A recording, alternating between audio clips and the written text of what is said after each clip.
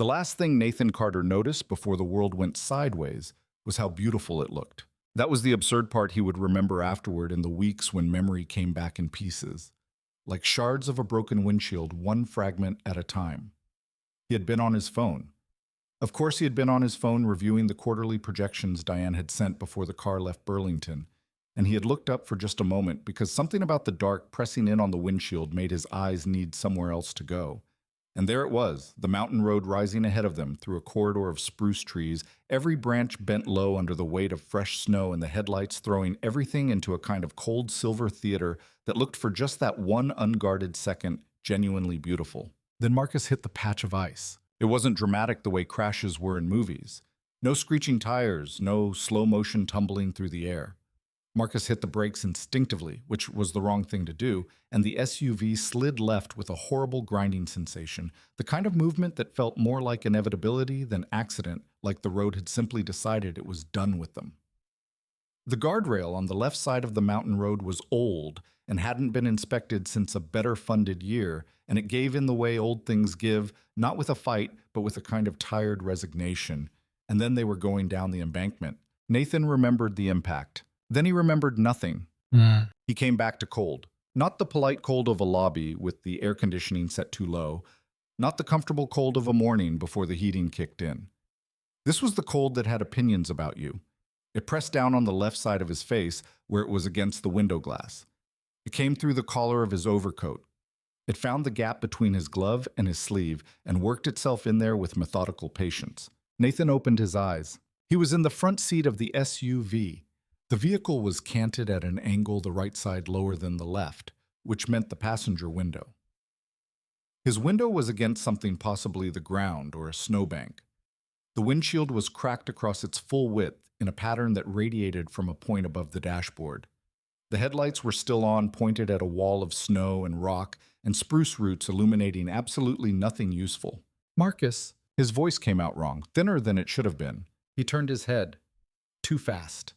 The world tilted in a way that had nothing to do with physics, and something behind his left eye registered its objection sharply. He waited, breathing through his nose until the tilting stopped. Marcus was in the driver's seat. His airbag had deployed. He was conscious Nathan could see the slight movement of his shoulders, but he had one hand pressed to the left side of his face, and he wasn't speaking. Marcus, you with me? Yeah.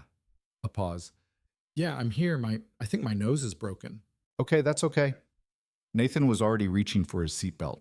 The buckle release stuck for a moment, which produced a brief spike of something he refused to call panic, and then it gave.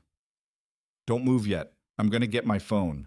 His phone was on the seat beside him where he'd been holding it. He couldn't find it.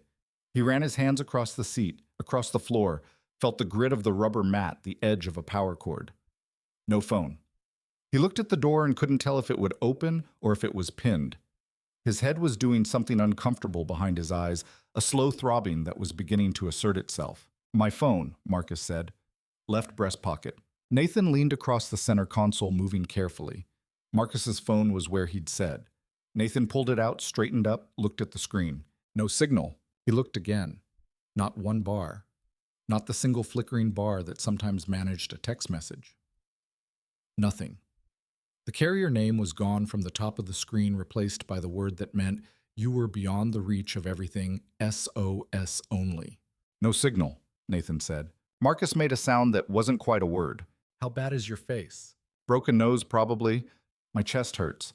Might be the seatbelt. I can move my arms and legs. All right. Nathan looked at the windshield, at the spruce roots beyond it, at the darkness. He thought about the road. He tried to remember how far they'd come since the last crossroads, how far they still had to go before Burlington's outer suburbs began.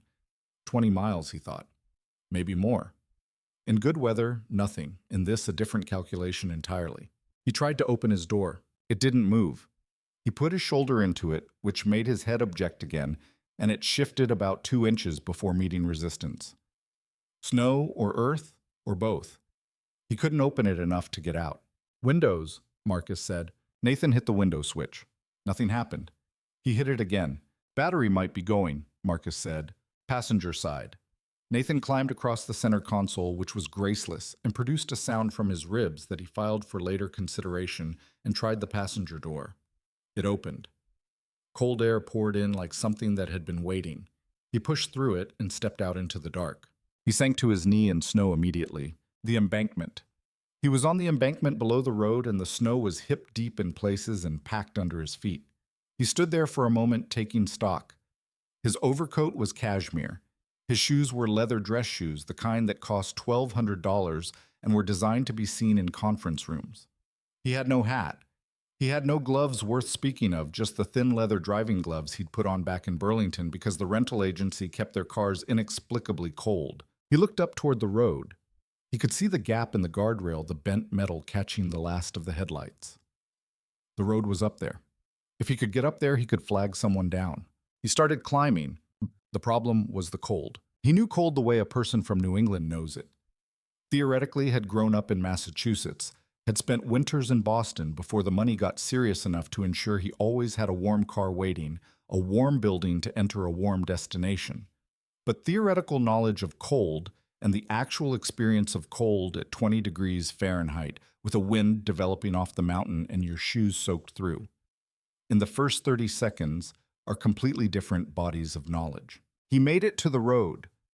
That took something out of him more than it should have. He stood on the asphalt and looked in both directions and saw nothing. No headlights in either direction. No glow of a building. No suggestion of human presence. Just the road disappearing into the trees on both sides, the snow coming down steadily now, with a new seriousness, and the wind doing something persistent and mean along the surface of the road. He walked. He didn't have a better plan. He walked for a time he couldn't measure accurately because his phone was gone, and because cold disrupts the internal clock in a way he was only beginning to understand. His feet stopped hurting after a while, which somewhere in the back of his mind he recognized as a bad sign, and his face stopped hurting, which was another one. He kept moving because moving was the only thing he knew to do. He had been in difficult situations before. He'd taken companies through bankruptcy proceedings. He'd sat across the table from people who wanted to destroy everything he'd built and negotiated his way through it. He'd watched the company's stock lose 40% of its value in a single day in 2019, and he hadn't flinched, not publicly, not where anyone could see it. This was different. He understood walking on that mountain road with the snow in his eyes and the cold, working its way through the cashmere, that most of the situations he'd described as difficult had not actually been dangerous. Stressful, certainly. High stakes. But not dangerous in the way this was dangerous, not in the way that involved the actual arithmetic of the body core temperature and time exposed in wind speed and the distance to the next human being. He had been walking for an hour, less more when his legs stopped working properly. Not all at once. Gradually, the way things that have been strained too long began to fail with increasing unreliability. His right knee buckled once, and he caught himself. Then it buckled again, and he didn't catch himself in time, and he went down on both knees in the road and stayed there. He was aware in a distant and academic way that he should not stay there. He got up. He walked. He went down again, this time on his side, and the road felt almost warm against his cheek, which he also recognized as a bad sign. The worst kind of bad sign. The kind that meant the cold had won enough of the argument that his body had stopped fighting back and had decided warmth was wherever he happened to be lying. He didn't think he could get up again. He thought about his daughter, Claire, who was 31 years old and lived in Portland and hadn't returned his calls in 11 months. He thought about her the way you think about something you've been trying not to think about suddenly, and without protection, the full weight of it. He thought, she won't know where I am. He thought, she'll find out the way people find out bad news now on a phone in the middle of something else. He thought, that's the kind of thing I should have fixed. The snow was very quiet. He hadn't expected that. He had expected the wind to be loud, but lying there on the road with the snowflakes settling around him, it was almost peaceful in the way that things are peaceful when they've finished fighting. Then headlights came around the curve. Emma Sullivan had been driving the same stretch of Route 12 for 19 years. She knew it the way you know something you've traveled in the dark many times by feel, by the particular lean of certain curves, by landmarks she couldn't have named but would have recognized instantly if they'd been moved. She knew the curve where the guardrail had always looked suspect. She'd mentioned it to the town road crew twice and once to someone at the county, and nothing had happened the way nothing happens with the things you report once and give up on. She saw the gap in the guardrail before she saw anything else. She was tired. She'd been on since 6 in the morning because Patrice had called in sick again, and the Thursday dinner rush at the birch tree was not something you could handle short-staffed without it costing you something.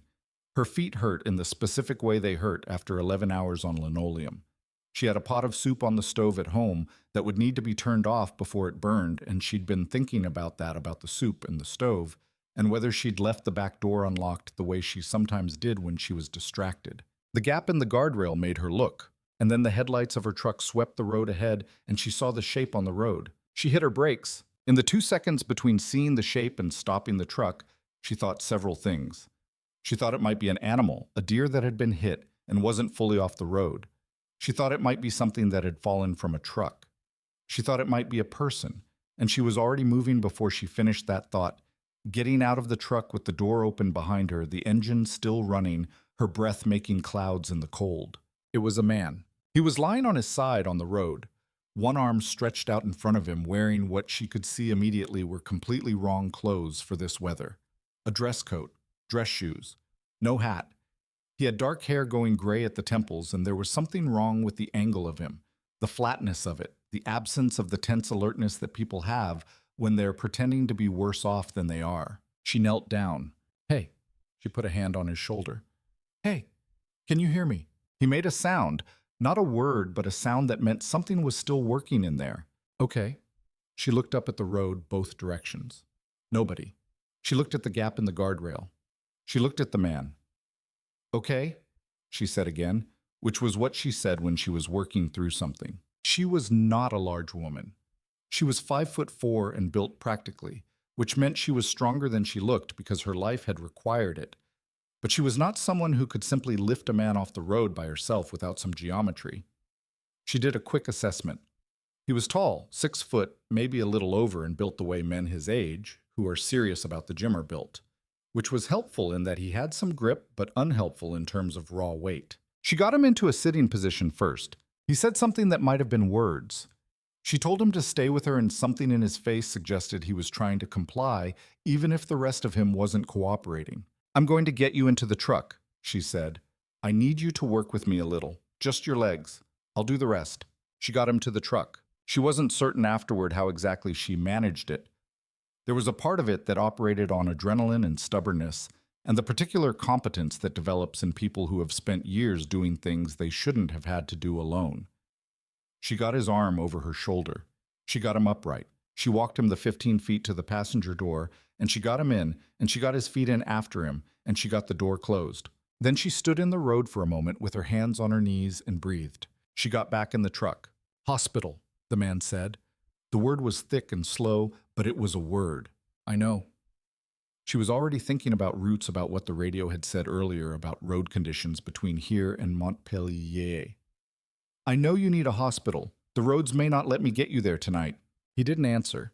She looked over and his eyes were closed, but his chest was moving. She drove. The Birch Tree Diner sat at the edge of Harwick, Vermont, population 1,847, on a good year, a little less when the college kids weren't in residence. The diner was not Emma's.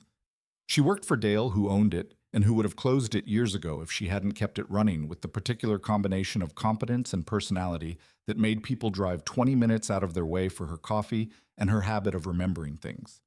Dale paid her a fair wage and left her alone, which was their arrangement, and which suited them both. Her house was 2 miles down County Road 7 from the diner on a piece of property that had belonged to her husband's family since before they were married. 40 acres, a farmhouse built in 1923, a barn that needed a new roof and hadn't gotten one yet, and a meadow that in summer was full of wildflowers, and in winter was full of snow, and sometimes in both seasons was full of the particular silence that Emma had over the years come to rely on. She pulled the truck around to the side door of the farmhouse, which was closest to the mudroom where she could manage things without going through the whole kitchen. She left the engine running for the heat. He was shivering now, which she had been watching for because shivering was better than not shivering. Shivering meant the body was still running its own defense. She'd called Dale on the drive and told him to call around. She'd found someone in the road, hypothermia. Probably roads were what they were. She was bringing him to the house.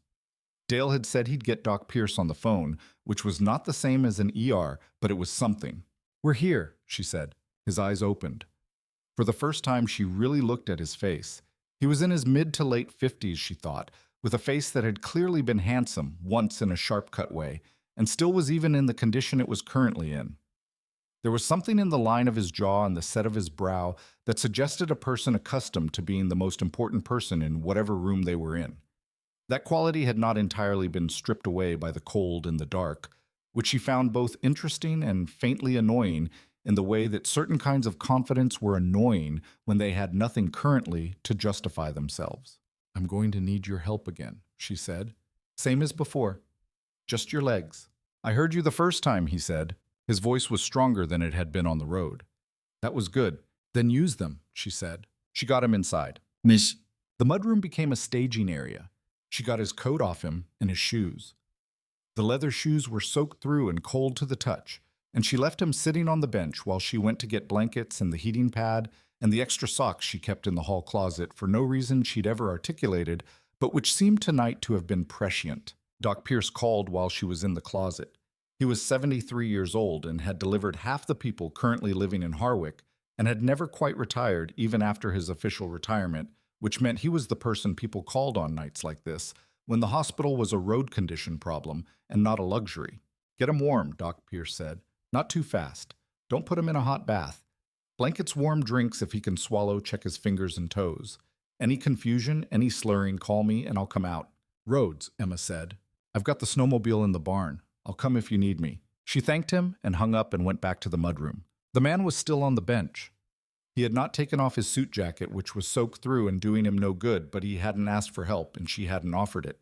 She handed him a blanket and watched him try to unfold it with hands that were not yet cooperating fully with his instructions. "Let me," she said. She unfolded it and put it around his shoulders. He sat there and looked at the wall. "There was a driver," he said, "with you." In. The car, he was conscious, his nose. "Where'd you go off?" "Back on 12. There's a curve with a guardrail, bent. I climbed out and walked." "I know the curve." She straightened up. "What's his name?" "Marcus. Last name, Webb. Marcus Webb." She got her phone and called Dale, gave him the name, told him where the car went off, and asked him to get someone out there. Dale said the roads were bad enough that it might wait until the storm broke, but he'd make some calls. "He had an airbag," the man on her bench said, listening to this. "He was talking. Then he'll be okay until morning." She looked at him. "You need to get out of that jacket." He looked down at his jacket as if noticing it for the first time. "Right," he said. He tried. His arms weren't working properly, and she helped him, which he permitted with the particular kind of acceptance that comes when a person has already used up all their available pride on other things. Under the jacket, he was in a dress shirt that was also soaked. She handed him one of her husband's flannel shirts from the hall closet. She still had them, still washed them when she washed. Everything else hadn't been able to give them away, and looked at the wall while he changed. "My phone," he said. "I need to contact—" "Tomorrow," she said. "No signal anyway, and if you have one, it'll be back in the morning when things settle." He started to object and then stopped, which suggested he was tired enough that the objection ran out of energy before it finished forming. "What's your name?" she asked. A pause. Brief, but she noticed it. "Nate," he said. "Emma Sullivan." She looked at him. "Come on then, spare rooms upstairs." He slept for 14 hours. Emma knew because she checked twice in the night, once at 2 in the morning when the wind was doing its worst against the north-facing windows, and once at 5 before the sky had begun to lighten. Both times his breathing was steady, and the color in his face was better than it had been on the road, the bluish quality giving way to something closer to human. She had looked for a wallet in his coat pocket. She'd told herself it was practical if he had a medical card, she should know it, and if he had ID, she should be able to reach his family. There was no wallet, no ID. There was a phone, but the phone was dead, and she had no idea of the pin, and the charging cable she'd tried didn't fit the port. She slept a few hours herself and was up at 7 making coffee when she heard him on the stairs. He came into the kitchen in the flannel shirt and his own dress pants, which had dried overnight and were creased in all the wrong places.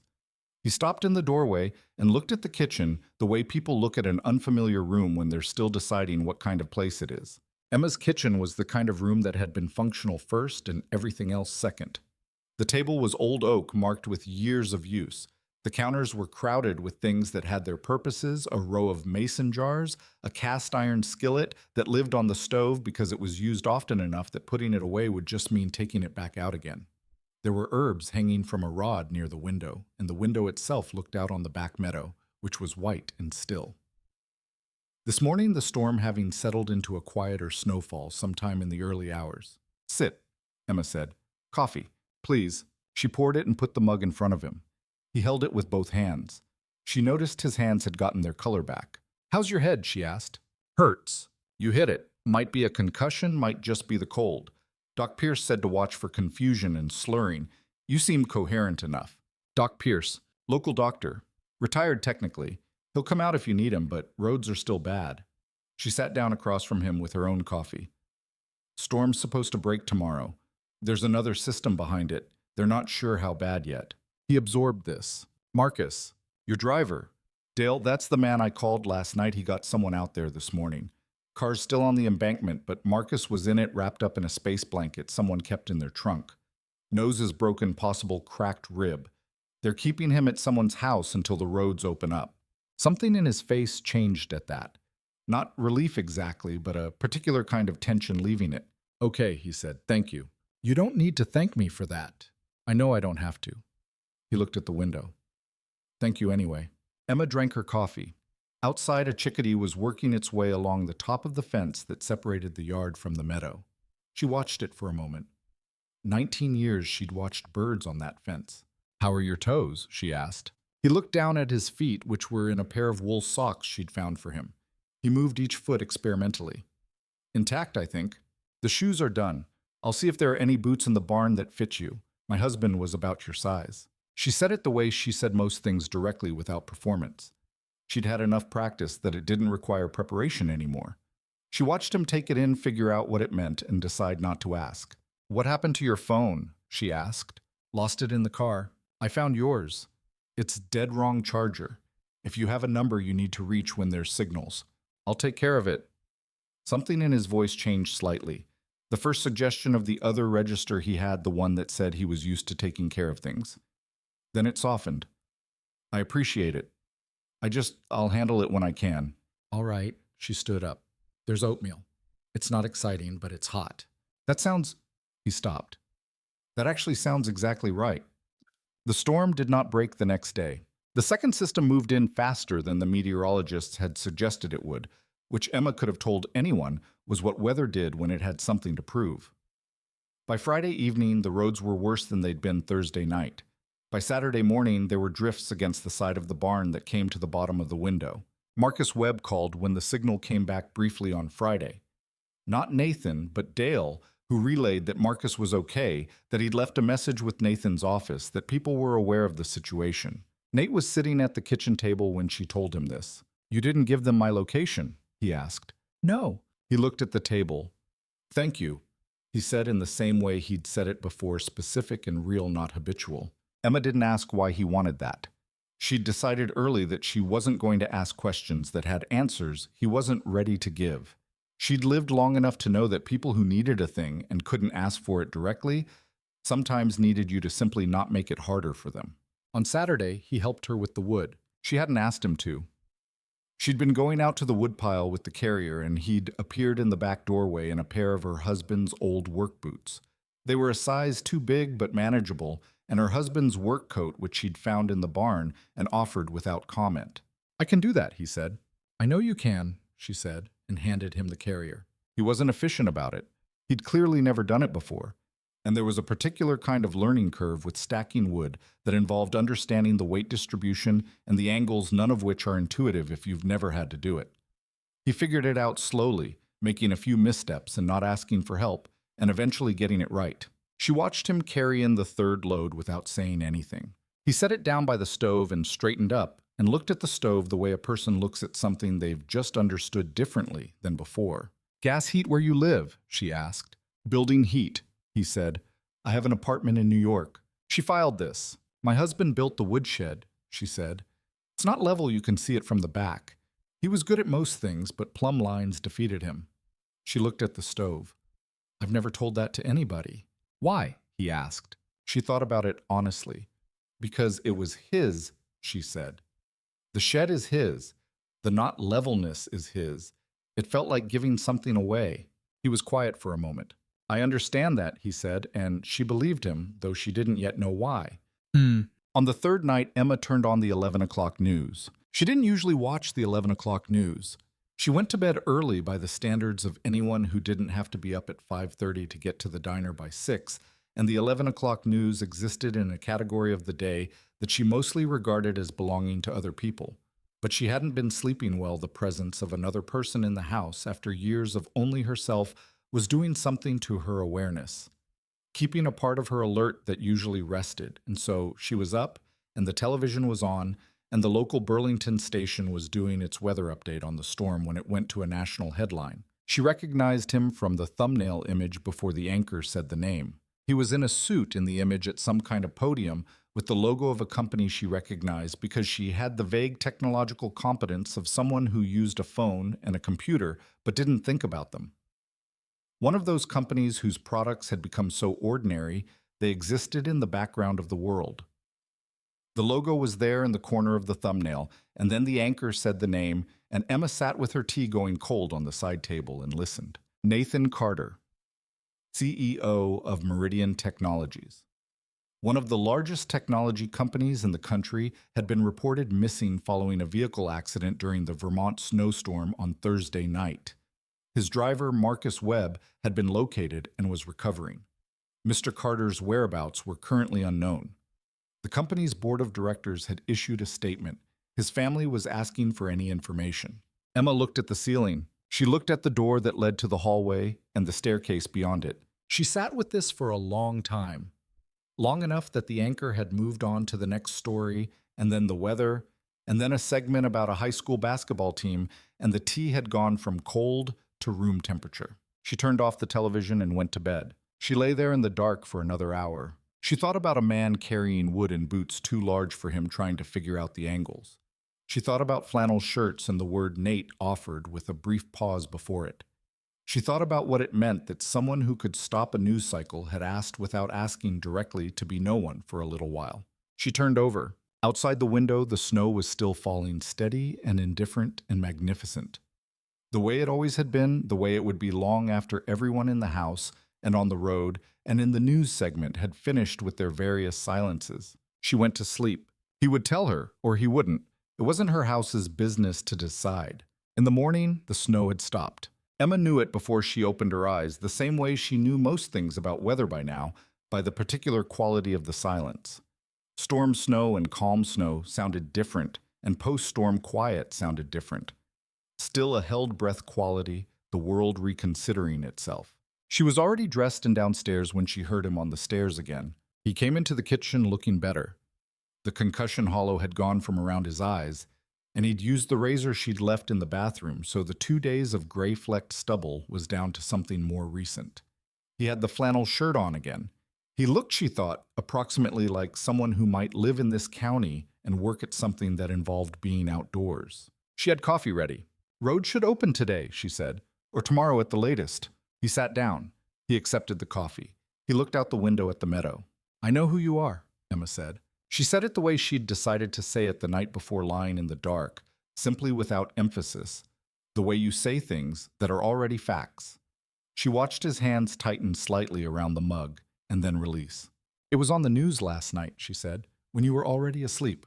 He was quiet. "I haven't told anyone you're here," she said, "except that I found someone in the road and brought them home. Nobody asked for a name." More silence. Why, he finally asked. "Because you didn't give me one." She got up and poured herself a second cup. "And because it seemed like you needed whatever this has been, a few days of something different." He looked at her. "That's a very generous interpretation," he said. "I'm a generous person." She sat back down. "But I'm not indefinitely generous. When the roads open, I think you should call your daughter." Something moved across his face that she hadn't seen before. Not the closed version of him, not the managed version. Something that had no management left in it. "She won't. She'll have heard you were missing." Emma held his eyes steadily. "Call her anyway. She can choose what to do with the call, but she should know you're alive from you, not from a news ticker." He looked at the window. The chickadee was back on the fence, the same one, or its cousin working along the rail with complete focus on the immediate and the available. Okay, he said finally. Emma nodded and said nothing more about it. She got up and cracked 2 eggs into the cast iron skillet and let the kitchen fill with the sound of ordinary morning, which was, she had long believed, one of the most underrated sounds in the world. The roads opened on Sunday. Emma got the news from Dale, who got it from the county road crew, who had been out since before dawn with the plows, and by 9 in the morning, Route 12 was technically passable, which in Vermont meant that a standard vehicle could get through if the driver had appropriate tires and wasn't in a hurry, and accepted that things would be worse again by afternoon. She told Nathan at breakfast. He sat with his coffee and the information for a moment. Marcus will have called the company, he said. They'll send someone. I know. There'll be some attention. I figured. He looked at her across the table and she could see him doing a kind of calculation. She recognized not about numbers, but about what to say and how much of it to say, and what the saying of it would mean. I'm sorry about the disruption, he said. You've been no trouble. She picked up her fork. Except the woodpile, and you fixed that. I wasn't much help with the woodpile. You were more help than nobody. He almost smiled. It was the closest thing to one she'd seen, and it arrived sideways, barely there, the kind of expression that happens when you've been out of the habit of it for long enough that the face has to remember the mechanics. She finished her eggs. He was still sitting there holding the mug, looking out the window at the meadow. Call your daughter, she said, standing up with her plate. I need to call the company first. Fine, then your daughter. She rinsed her plate and went to start the laundry, which had been waiting since Thursday, and left him to the phone she'd charged for him overnight, the adapter finally located in the junk drawer under the batteries and the twist ties. She heard him from the back of the house in the laundry room. Not the words, just the voice, the particular tonal landscape of it. There was a version that was controlled and businesslike, clipped, and certain that she heard first, which she suspected was the company call. Then it changed. Quieter. Less certain. That lasted longer. She finished sorting the laundry and started the machine and went to get the barn boots she needed to check on the pipes, which were a winter concern every year, and which the brief temperature spike of the storm's aftermath always made more urgent. When she came back through the kitchen, he was off the phone. Roads, he said. A car's coming from Burlington. 3 hours, maybe 4. Okay. The company...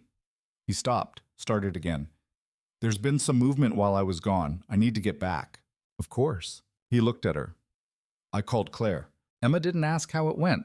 She waited. She cried, he said. And he said it like a man reporting weather that had surprised him. Something he'd looked up expecting one thing and found another. I wasn't expecting that. She thought you were dead. I know. He was quiet. We said I told her I wanted to see her. She said she needed to think about it. He looked at the window. That's the most we've talked in 11 months. Emma sat down at the table. That sounds like progress, she said. It sounds like the beginning of a very long road. Yes, she said. That's what progress looks like. He looked at her for a moment with an expression she couldn't quite read. Something between appreciation and discomfort. The way you look at someone who's told you something accurate that you'd have preferred to not yet know. I'll get my things, he said. He didn't have things exactly. He had his phone and his suit jacket and the ruined shoes. He accepted the loan of the work boots without being asked because his shoes had been quietly thrown away. They were beyond salvaging, and they'd have been a reminder he didn't need, and he said he'd get them back to her. Don't worry about it, she said. I'll send a check, he said, for the... Don't do that. He looked at her. Send a check to Harwick Elementary School, she said. They've been trying to replace the playground equipment for 3 years. Or don't send anything, but don't send it to me. He held her eyes for a moment. Understood, he said. Emma walked him out to the porch. They stood there in the cold, which was serious but clean, the post-storm air with its particular freshness. The meadow was an expanse of white interrupted only by the fence line and the tree line and the prints of the morning's first animals. Nathan started, then stopped. You don't need to say anything, Emma said. I know I don't need to. He turned to look at her. I want to. I've been alone in most of the ways that matter for a long time. Being here, it reminded me that there are other ways to live. I'm not sure what to do with that, but I wanted to say it out loud to someone. Emma looked at the meadow. My husband used to say that Vermont was the only place in the world where the silence had manners, she said. It would leave you alone with your thoughts, but it wouldn't abandon you entirely. Nathan looked out at the meadow.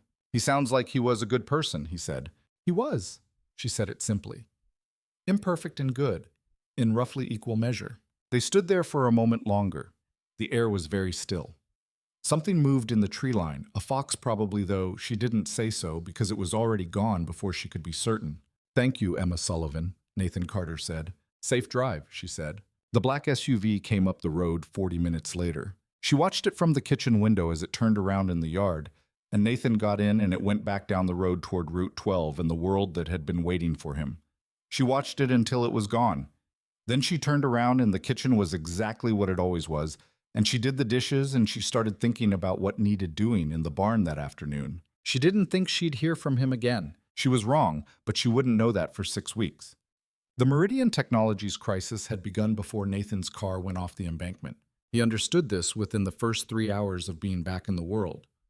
First on the phone in the SUV to Burlington, then in the company jet south to New York. Then in the emergency board meeting that had been convened for Monday morning, and which felt when he walked in like entering a room that had been fully rearranged in his absence and then hurriedly moved back into place. The rearrangement was named Derek Holt. Derek Holt was 44 years old and had been Meridian's COO for 3 years. Nathan had hired him from a competitor, which had seemed like a good idea at the time, and Derek was good at the job, genuinely good, not just formally good, in the operational and organizational ways that a COO needed to be.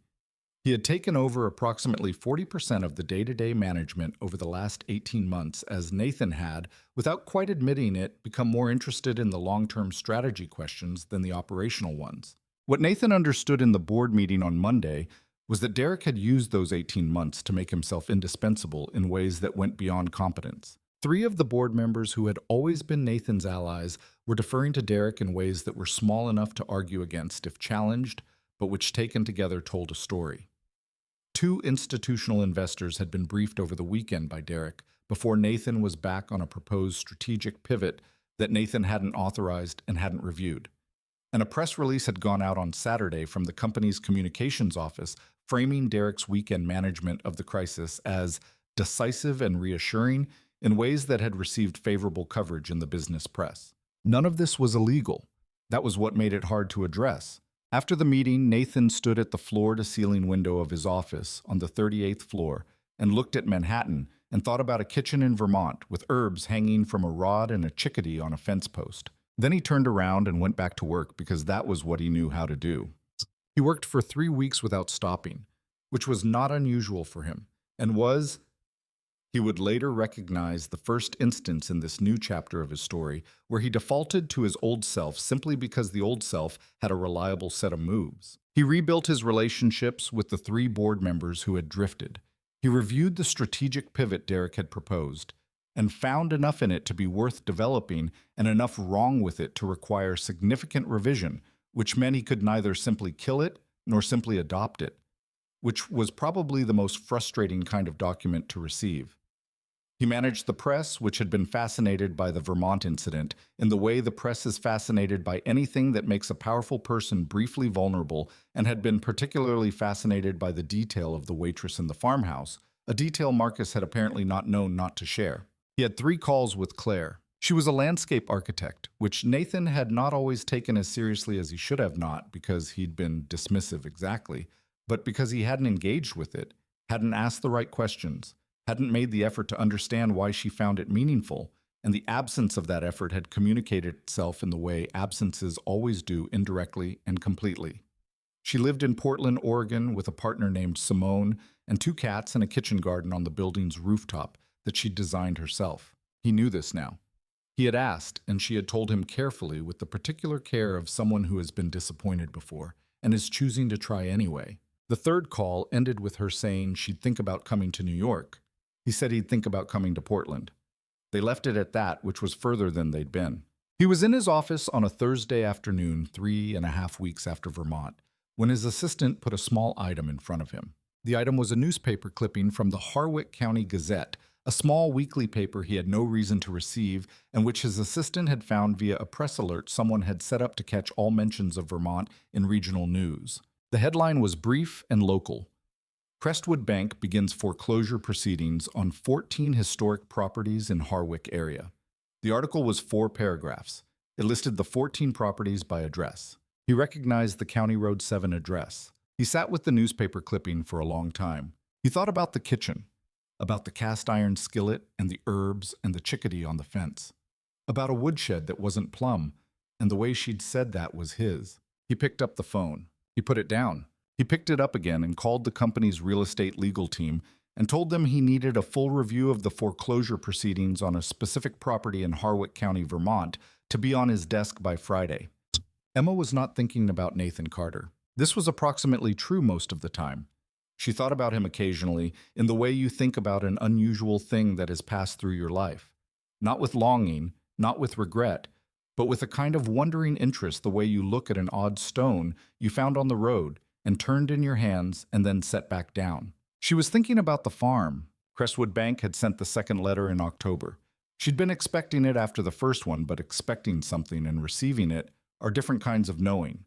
She'd been behind on the mortgage for 14 months. Not continuously, there had been stretches where she'd caught up where the diner was busy enough and her expenses had been controllable, but she was behind now and had been behind for 6 of the last 10 months. And the bank was a bank, which meant it cared about the aggregate. She talked to a lawyer in Burlington, a woman named Sandra, who'd done real estate and was honest about the options. She'd talked to Dale, who had offered to lend her money, and whom she had gently and firmly declined because that would have created an obligation between them that she didn't want in their working relationship. She'd called the State Housing Assistance Office and been told there was a wait list, and the wait list was about what she'd have expected. The farm had belonged to Thomas's family since 1923. Thomas Sullivan had been the third generation to own it and would have been the last, regardless, since they'd never had children. But it had never occurred to Emma in the 19 years she'd lived there that the not having children and the death of the man who owned it would eventually produce this particular arithmetic. It was hers legally. Thomas had put her name on the deed 12 years before he died, which was an act of either foresight or love, or both. And she'd never asked which because it hadn't mattered at the time, and now he wasn't there to ask. But legal ownership and financial survival were two different conversations. She was thinking about this on a Tuesday afternoon in early December, refilling the condiment holders at the end of the lunch rush, when the bell over the birch tree's door went and she looked up. He was in different clothes this time. Jeans, boots, a heavy wool coat that looked like it was meant for actual weather. He didn't look like the man who had come off the mountain road. He looked like someone who had thought about what the mountain road had required and dressed accordingly. He stood inside the door and looked at her. She looked at him. "I should have called," he said. "Probably," she said. "I drove up from Burlington. I can see that." She finished the condiment holder she was working on and set it back in its place. "Sit down. Coffee." "Please." He sat at the counter. There were only 2 other customers, a retired couple from over on Route 9, who were politely not watching, and she poured his coffee and stood across the counter from him. "I know about the farm," he said. She put her hands flat on the counter. "Nathan, I want to help." "I know you do." "Emma, I know what you have." Her voice was even, not unkind. "I also know that I have not asked you for it, and I won't." He looked at his coffee. "That's a more difficult position to respect." She tilted her head slightly. "Because it's inconvenient for you to be told no." "Because I like you, he said simply and without apparent calculation. "And I don't want to watch you lose something you care about when I'm in a position to help." Emma looked at him. It was a good answer. She gave him credit for it. "Tell me about the COO problem," she said. He blinked. "Marcus," she said. "He came in for coffee last week on his way back through. He talks." Nathan absorbed this. What did he tell you?" "That you've been back 3 weeks and working 18-hour days. That someone at the company is trying to push you out. That you won the board vote, but it wasn't clean." She picked up a rag and wiped the counter because she needed something to do with her hands. "I'm not asking you to discuss your business with me. I'm asking because you came up here, which means you needed something that isn't a mortgage payment." He sat there. "Talk," she said. "If you want, or don't. But stop looking at my farm like it's a problem you can solve with a wire transfer." He looked at the coffee, then he looked up at her. "Derek has been systematically," he started and stopped, and then started again, and this time he kept going. He stayed for 3 hours. Not the whole time at the counter. Dale came back from his errand, and she let Nathan take a booth in the back, and she brought him a bowl of the Tuesday soup, which was white bean and kale and very good. And she sat across from him during the lull between 2 and 4 when the diner was quiet. He talked about Derek Holt with the precision of someone who had spent 3 weeks thinking very carefully about a problem and was now for the first time saying it out loud to a person rather than running it past advisors with stakes in the outcome. Emma listened.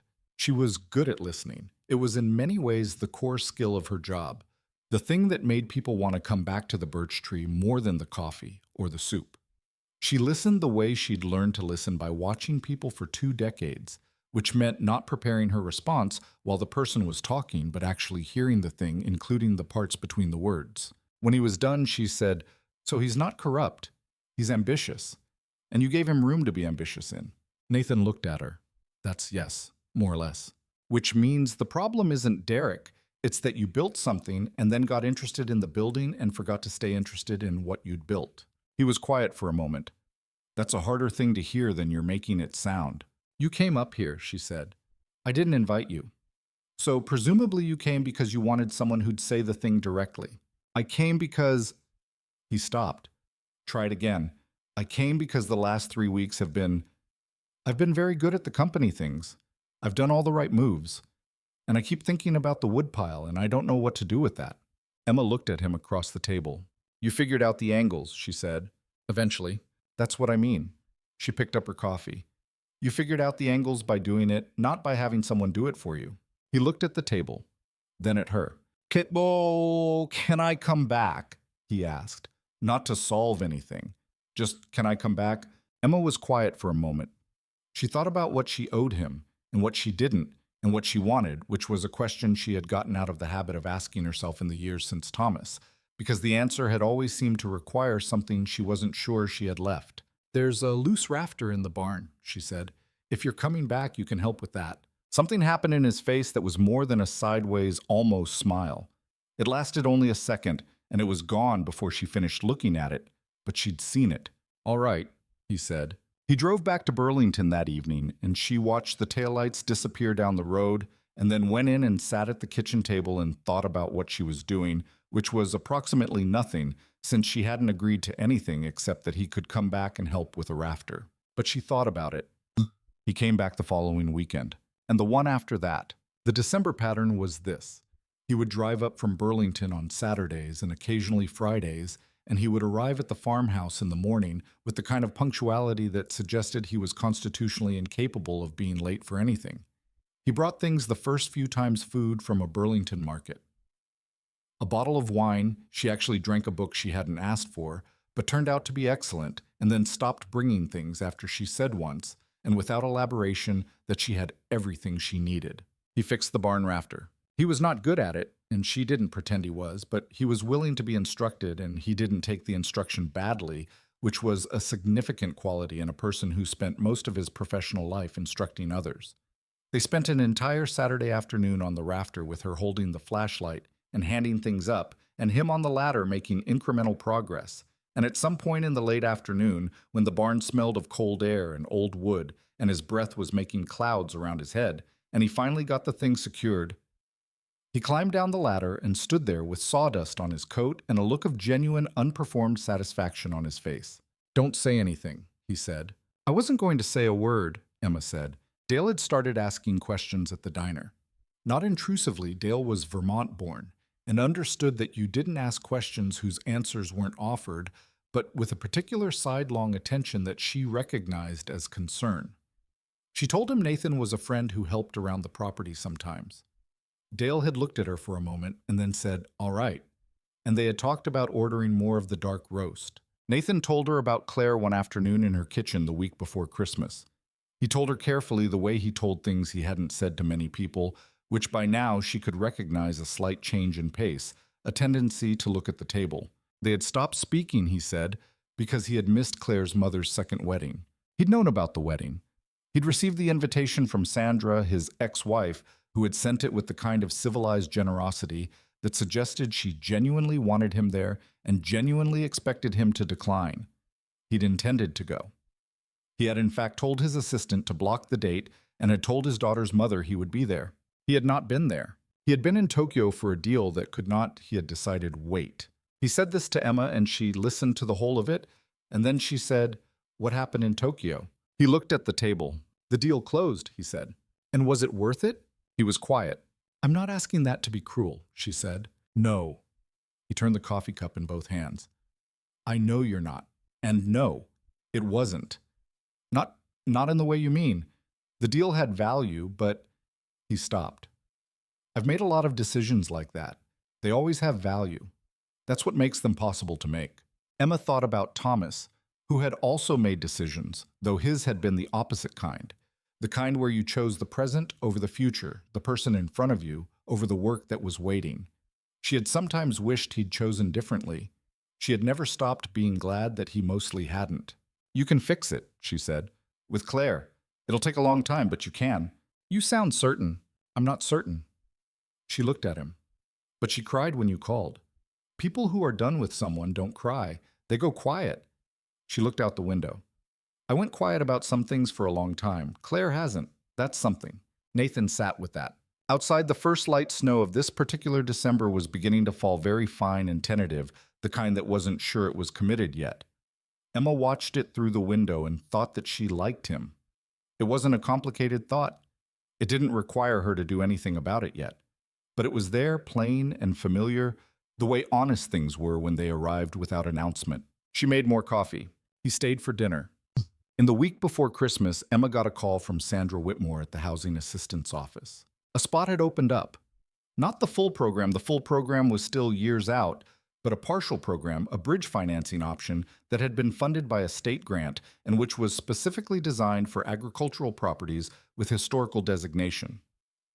Emma's farm qualified on both counts, the historical designation having been applied for and granted by Thomas's father in 1987 for reasons Emma had never entirely understood, but which had turned out apparently to be practically useful. The bridge financing would not solve the problem. It would give her 8 months. 8 months was time. Time was something she could work with. She called Dale. She called her neighbor Harriet Bousquet, who had been in the same 4-H group as Thomas's mother and who knew the history of every piece of land in the county and who, it turned out, had been thinking. Harriet had been thinking about a cooperative. Not a formal organization, not yet, but the concept, a loose consortium of 7 or 8 smaller farms in the Harwick area, plus Emma's property, which could be collectively managed for agritourism, maple syrup production, and farmers market coordination. It wouldn't generate enormous revenue. It might generate enough. She told Nathan about this on a Wednesday phone call. They'd been talking on the phone during the week by this point, which had arrived naturally, incrementally, without either of them deciding it, and listened to his silence on the other end. "Don't," she said. "I didn't say anything." "I know what you were about to say." Another silence, then, "It's a good plan," he said, and she could hear him mean it, the slight adjustment in his voice that came when he shifted from polite to actual. "The agritourism piece is stronger than you might think. There's been—" He stopped. "I'll send you some data on it if you want, if it's useful." "Data is fine," she said. "Checks are not." "Understood." She sat at the kitchen table after the call and looked at the ceiling. She was not falling in love with Nathan Carter, she told herself. She was finding that she thought about him more than she thought about most things, and that the days he came up to Harwick had a different quality from the days he didn't, and that the phone calls during the week had become something she looked forward to, which was, she turned the word over something. But she was 50 years old and she had buried a husband, and she had learned in the years since to be extremely careful with the word something, because she'd made it do too much work too soon once, and it had cost her 2 years of trying to feel things she wasn't actually feeling for a perfectly good man who deserved better. She was being careful. Nathan was, she thought, also being careful in his own way. The careful of someone who wasn't sure he was good at this kind of thing, who had one significant failure of a marriage to account for, and a daughter who had gone 11 months without speaking to him as partial evidence of what long-term relationships with him actually felt like from the inside. They were both being careful. She thought that was probably right. He came up on New Year's Eve. Not by arrangement or not exactly. She'd mentioned on a Wednesday call that she usually watched the ball drop alone and had never much minded it, and he'd heard what was between that and what wasn't between it, and had shown up that afternoon with a bottle of actual champagne and the question at the door of whether that was all right. "It's fine," she said. They didn't watch the ball drop. They watched an old movie she'd seen before and he hadn't, and at midnight the television was showing something else anyway, and they just heard the fireworks from the next town over, a thin distant sound through the cold glass. And Emma looked at the window, and Nathan looked at Emma, and she was aware of the looking and chose not to address it. "Happy New Year," she said. "Happy New Year, Emma." She poured the champagne and they drank it at the kitchen table, which was less romantic than the label on the bottle had intended.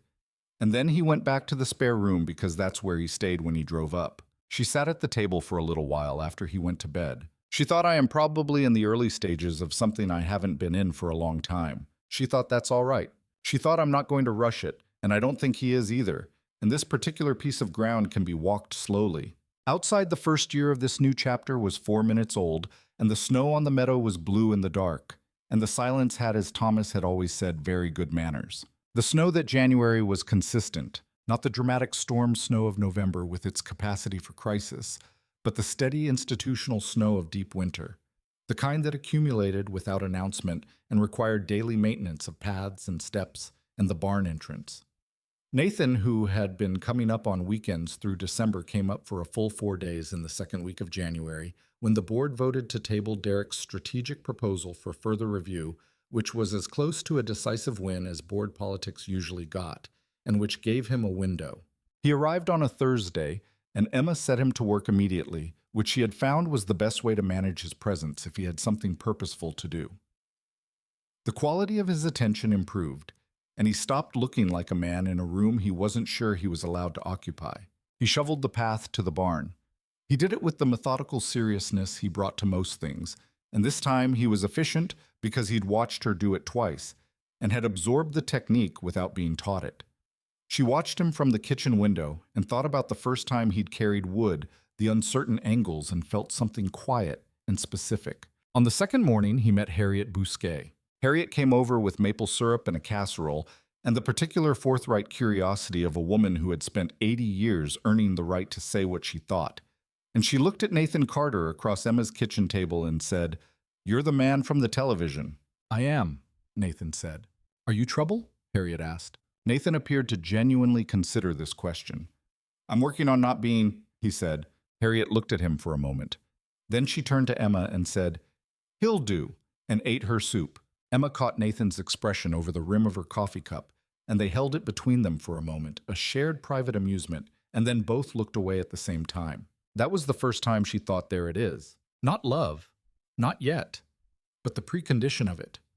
The particular ease of two people who have begun to occupy the same frequency without having negotiated it. On the third afternoon, when the light was failing early, the way it did in January, they were sitting on the front porch in the cold, Emma with her heavy coat and her coffee, Nathan in the borrowed work coat she'd long stopped expecting back. And he said, "I want to tell you something." "All right," she said. "When I was lying on the road that night," he said, "the thing I thought about, the last coherent thing before I stopped being coherent, was that nobody would know where I was. Not my daughter, not anyone who—" He stopped.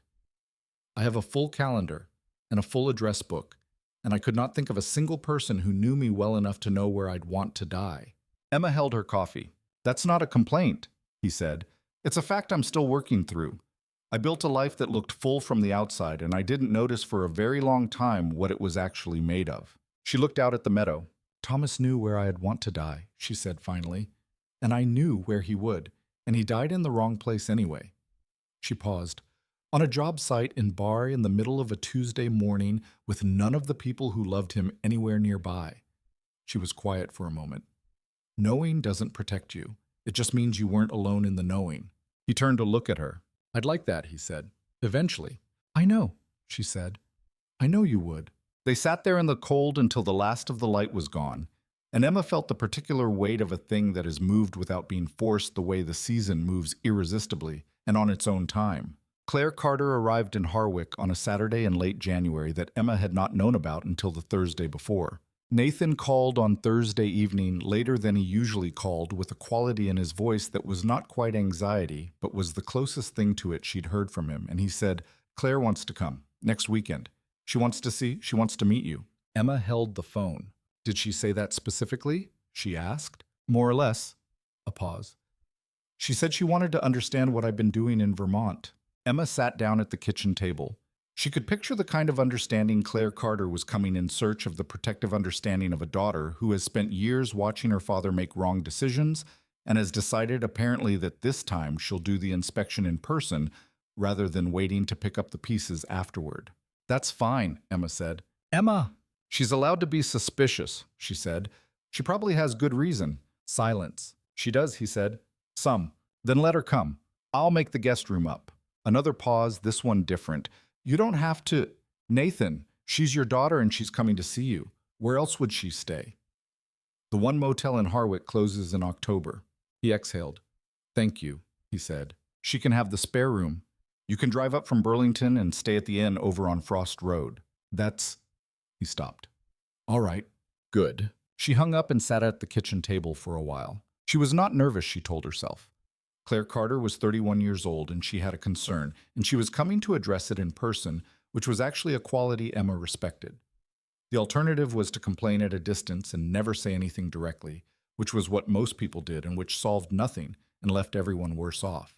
She made a shopping list. She made it detailed because when she was thinking about something she didn't want to think about, detailed lists helped.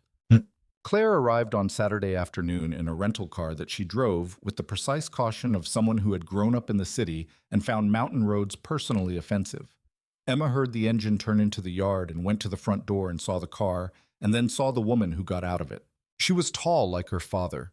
She had his dark hair, but worn longer to her shoulders, and the same jaw, and the same quality of looking at a new environment with immediate assessment.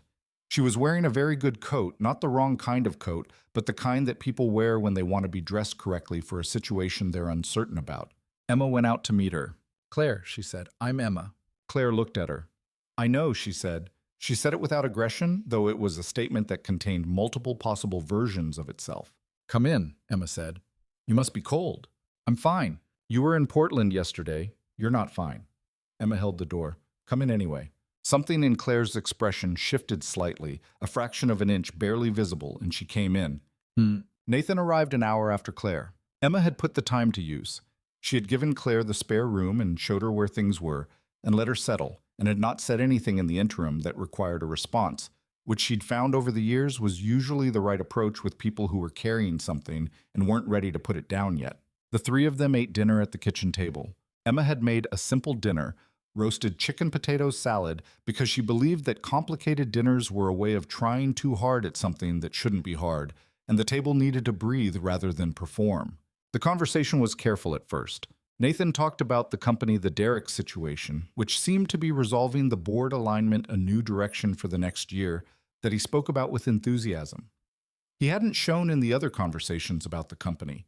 A genuine enthusiasm, the kind that meant he'd found something in the work again that was worth finding. Claire listened to this with the attention of someone who has the complicated experience of admiring a person's professional capability and being disappointed by their personal one simultaneously. Emma listened to both of them. After the chicken, Claire helped her clear the plates and they stood at the sink for a moment while Nathan poured more wine in the next room. How long have you known each other? Claire asked, keeping her voice low and level. Since November, Emma said. 2 months. Going on 3. Claire handed her a plate to rinse. He calls you twice a week, she said. Sometimes. Emma ran the plate under the water. Did he tell you that? He did not tell me. Claire held her next plate without passing it. He doesn't usually talk about personal things. He's mentioned you enough that it's a change in the pattern. Emma took the plate from her gently. And that worries you. He makes bad decisions when he's... Claire stopped. When he's... What? Claire looked at the window over the sink at the dark of the yard beyond. He once described himself to my mother as a better company than a husband, she said. My mother told me that because she thought it would explain something. It did. She turned to look at Emma. He means it. He's told himself that story for so long that it's just true. He's better at the company than he is at the people. Emma dried the plate. He's been working on it, she said. That's what worries me. Claire's voice wasn't unkind. It was the voice of someone who has thought a thing through very carefully and arrived at a concern that is both genuine and impossible to argue down with reassurances. People who have been bad at something their whole lives don't get good at it because they have a near-death experience and meet a nice woman in Vermont. They try hard for a year and then fall back. Emma looked at her. Maybe, she said, or maybe some people don't change until they have a specific reason to. Not a reason in the abstract, an actual reason. Claire studied her for a moment. Do you love him? She asked. It was a direct question asked directly, and Emma respected that. She thought about the answer with the honesty that the question deserved. I don't know yet, she said. But I'm interested in finding out. Claire was quiet. I'm not going to tell you not to worry, Emma said. You have good reasons. But I'm not 25 and I'm not looking to be rescued. If he falls back into his patterns, I'll know it before you will, and I'll handle it. Claire held her eyes. Then she handed Emma the last plate. Okay, she said. The next morning, Claire went for a walk in the meadow. Emma watched her from the kitchen window, the figure crossing the white field in the winter coat, heading for the tree line.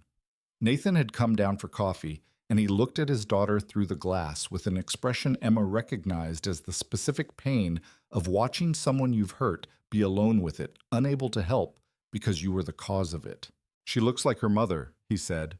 Go walk with her, Emma said. She might not. Nathan. She put the coffee down in front of him. Go walk with your daughter. He looked at her. He stood up. He went and got his coat and his boots, and he went out into the meadow, and Emma watched him cross the field and watched Claire turn at the sound of his footsteps on the packed snow, and then watched them stand there about 10 feet apart in the white light of the winter morning. She didn't watch what happened after that. She went to do the dishes. They came back together an hour later with cold faces and the particular quality of people who have said something difficult and haven't finished but have made some progress. At lunch, Claire said, Can I come back in the spring? Nathan looked up from his soup. I'd like that, Emma said. Claire looked at her father. He nodded. The meadow is different in April, Emma said. The wildflowers start. It's worth seeing. February came in with the particular authority of a month that knows it is the last full month of the hardest season and intends to make that count. The cooperative plan had its first real meeting in the second week of February. Harriet had done most of the organizing, which was appropriate since she'd had the idea, and had the decades of relationships in the county necessary to make people take it seriously. 7 properties, including Emma's, sent representatives to the Grange Hall in Harwick Center on a Tuesday evening. Emma brought her figures and a pad of paper and the ability to make decisions without needing to consult anyone, which was a kind of freedom she'd always had, and which she'd come to understand as the only kind of freedom she reliably trusted. It wasn't that evening a plan. It was a conversation. But it was a real conversation with real numbers on the table, and at the end of it, Harriet said she thought there was something workable, and Harriet's judgments about workable things had never been wrong in Emma's experience. Emma called Nathan that night. He was in New York, where he was most weeknights now, and she could hear the apartment in the background, the particular quiet of a city. Apartment different from the quiet of the farmhouse, a quieter that had traffic underneath it. She told him about the meeting. The agritourism piece is the strongest, he said. If you can... He stopped. Do you want my opinion on this, or just someone to talk to? She thought about it. Both, she said, in that order. He asked good questions, not the leading questions of someone trying to redirect the plan toward his own preferred outcome, but the actual investigative questions of someone who had built things and knew where the weak points tended to be. She answered them honestly, and he pointed out 2 things she hadn't fully thought through, and she pushed back on one of them. And he reconsidered, and she thought this is what it could be like. Not a rescuer, not a project, just someone who thought rigorously and could be argued with and would take the argument in good faith. The maple syrup piece might be the strongest in the first year, he said. The agritourism takes longer to establish. Do you have any existing output from the farms? Harriet's operation produces 400 gallons a year. 2 of the others have smaller sugar bushes. That's enough to... He stopped again. I keep almost offering to connect you with someone. Let me just offer, and you can say no. Who? I have a contact at a regional food distributor in Burlington. He's been trying to expand his Vermont maple sourcing. He's a genuine contact, I'm not funding anything. I'd just make an introduction. Emma looked at the ceiling. Is he honest? Moderately. He's a distributor, so his ethics are business ethics. But he pays what he promises, and he doesn't cancel contracts without reason. Send me his number, she said. I'll make the call myself. Of course, he said. She thought I keep testing him, and he keeps passing. The testing was beginning to feel like the wrong kind of careful, the kind that was less about protecting herself and more about habit. He came up on the 3rd weekend of February, and they fixed a section of fence on the north side of the meadow. The fence had been losing a battle with the frost heave for 3 years, and Emma had been postponing it because it required either someone to help hold the post while she tamped, or a post hole digger she didn't own and couldn't rent in February. Nathan brought a post hole digger from a rental place in Burlington, which she hadn't asked for, and was exactly what was needed. They worked in the cold for most of the afternoon. It was detailed physical work that didn't require conversation and had a visible measure of progress. Each post set and tamped was done permanently, removed from the list of undone things. Nathan was better at this than he'd been at the woodpile, though still not efficient, and she'd stopped measuring him against what a person who'd grown up doing this work could do. She measured him against what he'd been capable of in November, and by that measure, he was improving steadily. "Tell me about your husband," he said at one point. It wasn't intrusive. They'd been working in easy quiet for most of an hour, and the question arrived in the quiet naturally without pressure. "Thomas was a structural engineer," she said, "which is a strange thing to be when you're the kind of person who can't keep a fence post plumb, but there it is. He could look at a building and tell you exactly where it would fail in 50 years. He could not fix a fence." Nathan glanced at the post he'd just finished setting, which was visibly not entirely level. "The fence looks fine," Emma said. "The function is fine. The form is imperfect," he said. "The form is imperfect," she agreed. She worked the tamper for a moment. "He was kind," she said. "That's the thing I think about most, not his specific qualities, his intelligence, his humor. Those are specific, those are his. But the general quality of his attention toward people. He made people feel seen." "That's an unusual quality," Nathan said, "in men especially." She looked down the fence line. "Not because men aren't capable of it, because it doesn't get practiced. Nobody tells young men to practice it." "Nobody told me." She looked at him. "I'm not looking for sympathy," he said. "I'm just saying it's accurate. I was told to perform, to produce. I was excellent at being told those things and acting on them." "You're practicing it now," she said. "Poorly sometimes, getting better." He was quiet. "Don't take that as a criticism," she said. "Thomas practiced it his whole life and was still imperfect at it sometimes. It's a thing you practice, not a thing you arrive at." He set the next post and they worked the tamper together, and neither of them said anything for a while, and the silence had, as it always did on that property, very good manners. On a Friday night in late February, they were in the barn. It had become a place they went when they needed to talk about something without the domestic context of the kitchen. The barn had a different quality. The smell of old wood and cold straw, the particular hush of it, which was different from the house hush. Emma had a lantern. They'd been replacing bulbs in the overhead fixture, which required a ladder, and 2 people for the type of bulb the fixture required. And it was done now, and they were sitting on hay bales at the far end with the lantern between them. "I need to tell you something," Emma said. He looked at her. She had decided on this in the morning. She'd woken up and lay in the gray early light and thought, "I have been asking him to be honest about the things he carries, and I have not been fully honest about one of mine." And she was someone who kept her accounts even who didn't carry debts she hadn't acknowledged. After Thomas died, she said, "I told myself I was fine for about 2 years. I was not fine. I was keeping myself busy in the way that if you do it long enough starts to feel like being fine, but it isn't. There's a difference between being all right and being okay, and I was all right for a long time before I was okay." He listened. "I tried to be with someone about 8 months after Thomas," she said. "A man in Burlington, a good person. I told myself I was ready because I thought I should be. I was not ready.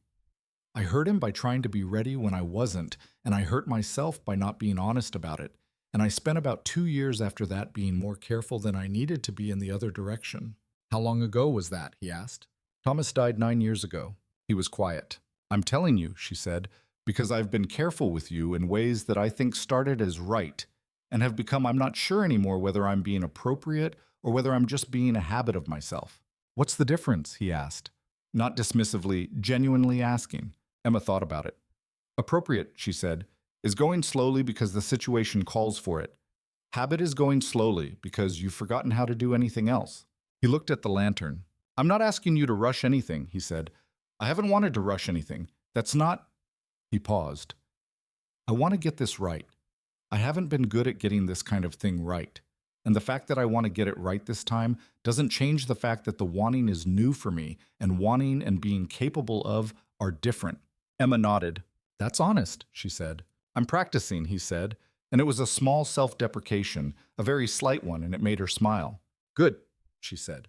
They sat there in the lantern light in the cold barn that smelled of old wood, and the hay was scratchy and the cold was serious, and Emma thought this is the moment where something could be said or done that would shift the whole of it, and I think we're both aware of that, and we're both choosing to let the moment be what it is without forcing it. Then he reached over and took her hand. Not dramatically, just took it the way you take something that is being offered even without being explicitly offered, and held it his thumb against her knuckle. Emma looked at their hands. Then she looked at him.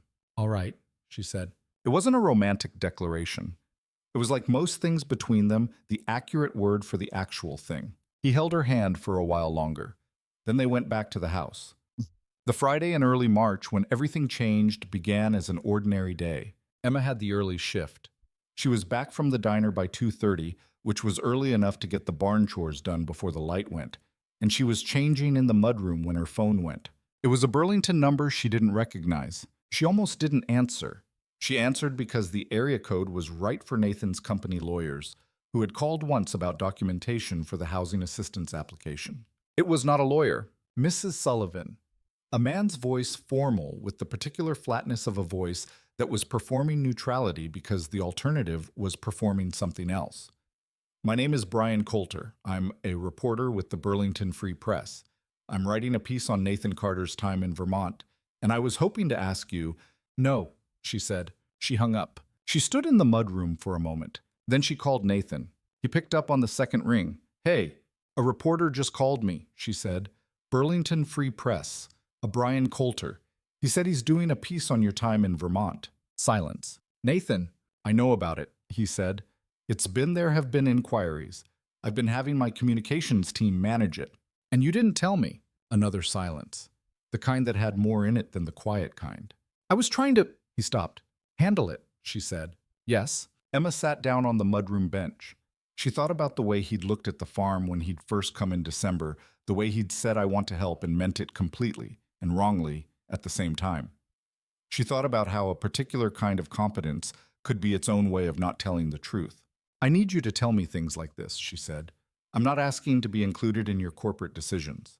I'm telling you that when something affects my life, I need to know it before it happens." "I understand. Do you—" A long pause. "Yes," he said. "I handled it the wrong way. I thought I could contain it, and so I didn't tell you, and that was wrong." Emma looked at the wall of the mudroom. Thomas's old coat hanging on the hook. The row of boots below it. "The reporter," she said. "Is there more coming? There might be a piece. I can't stop it if he has a source. I can make sure any statement from you is clearly labeled as something you haven't authorized if he tries to attribute anything without permission." "What's the story about—" He exhaled. "The accident. Vermont.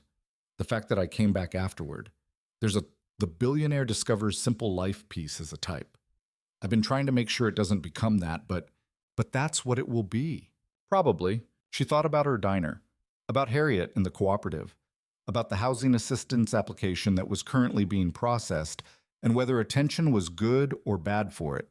"I don't love the idea of being in a newspaper," she said. "I know, but if it's going to happen regardless, I'd rather be myself in it than be managed out of it." She paused. "I'll talk to the reporter. On my terms." "Emma." "Nathan." Her voice was patient and firm in the way that it was when she'd made a decision. "I can handle a reporter. I've been handling complicated situations by myself for 9 years. You being my—" She stopped at the word and then chose it because it was the right one.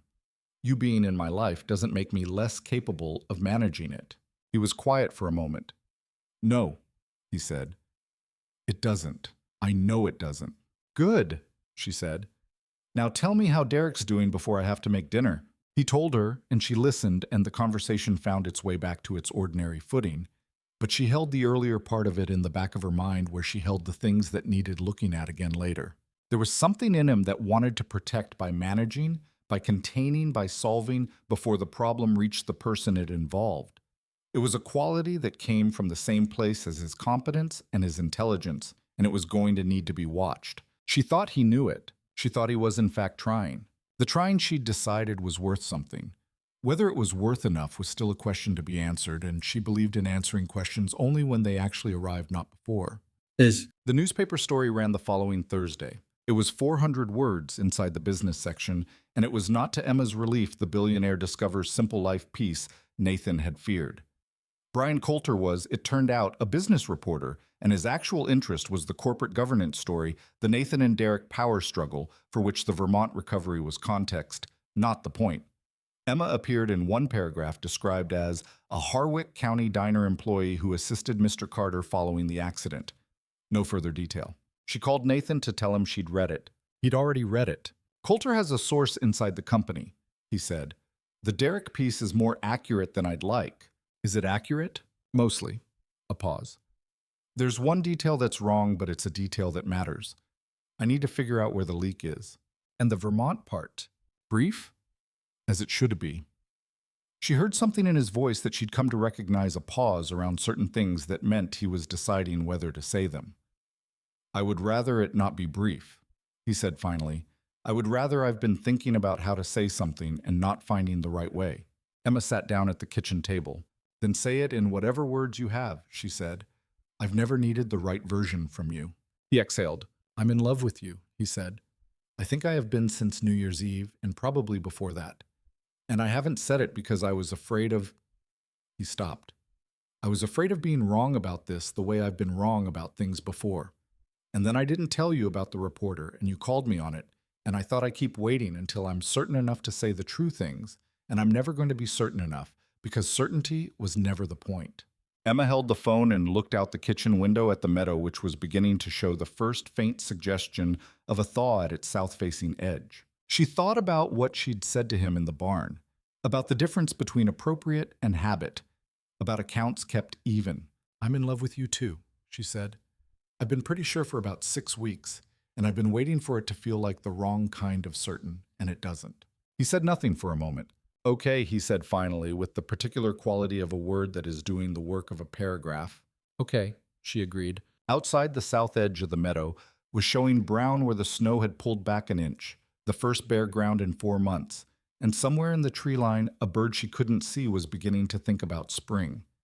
The evidence about Nathan's accident arrived at the end of March. Not from the investigators, the accident had been officially ruled a weather event and closed, but from an internal audit within Meridian Technologies that Nathan had commissioned in January as part of the governance review following the Derek situation. He called her on a Tuesday night, and she heard it in his voice before he said anything, the particular tightness of something that has just been found and hasn't been processed yet. The audit turned up something, he said, about the accident. Emma was still. The road closure information, he said. There was a weather report prepared by a contract meteorology firm we use for logistics. In October, a member of Derek's team requested that report and got early projections for the November storm system. Those projections were never forwarded to the logistics team for travel planning. Emma thought through this, meaning that someone had the data to know that the Route 12 corridor was likely to be extremely dangerous during the time frame of my travel to Burlington, and that data was not passed on. He paused. It's not sabotage. There's no instruction, no direct order. It may be rank incompetence, or it may be someone looking the other way at the right moment. Either way, it has implications. She was very quiet. Emma, I know, she said.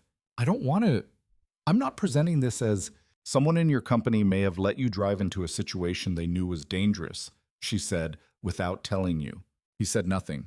And the person with the motive is Derek. There's no proof of intent, he said. I want to be honest about that. The audit found the gap. It didn't find a cause for the gap. No, she said. But you're not confident it was an accident.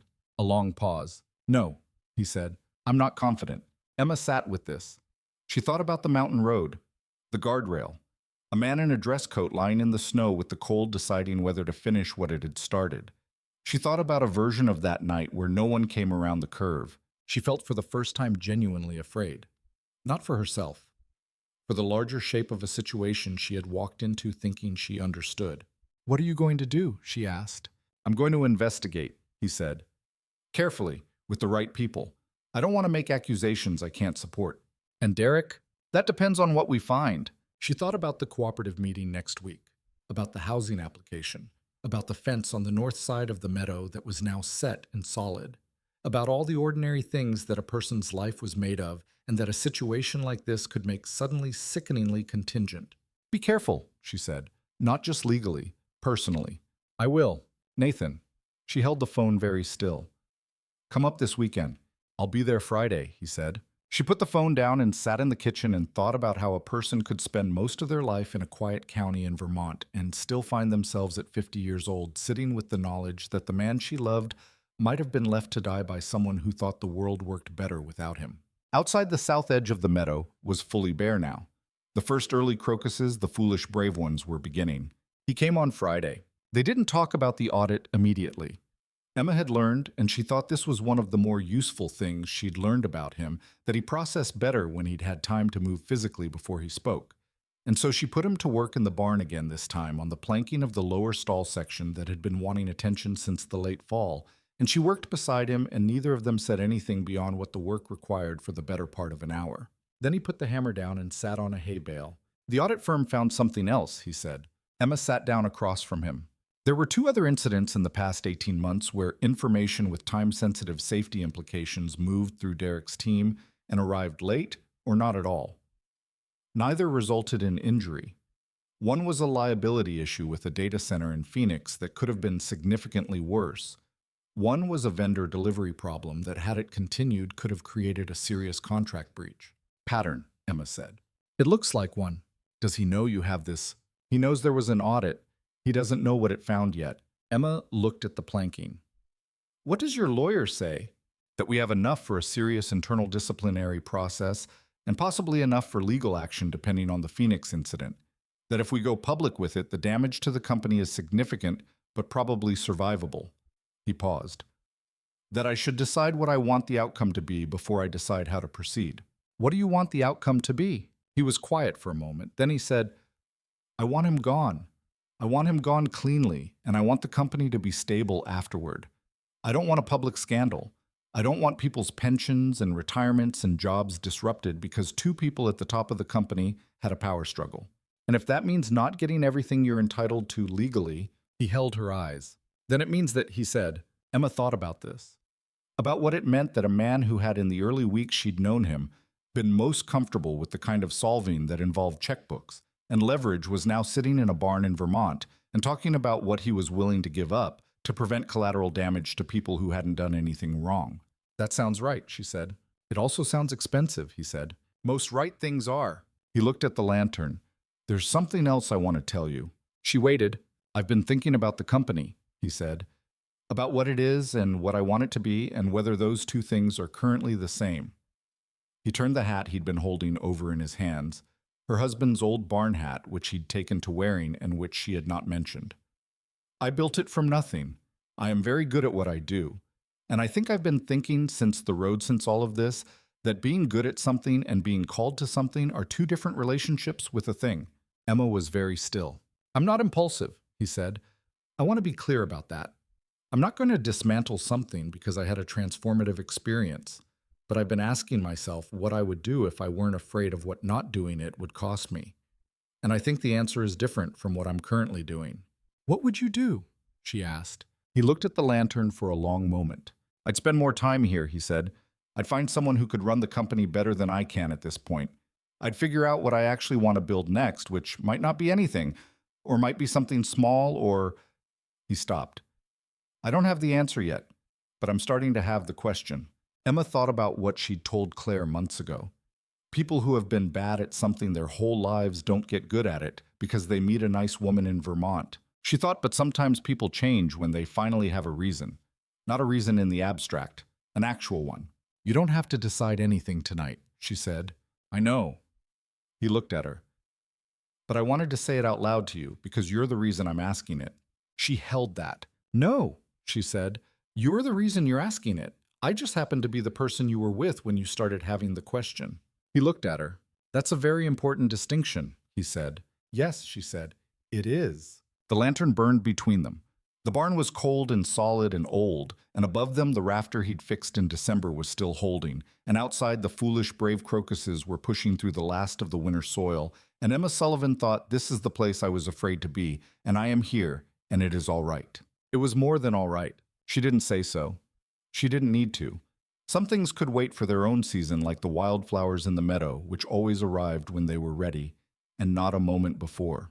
April arrived in Harwick the way it always did, gradually.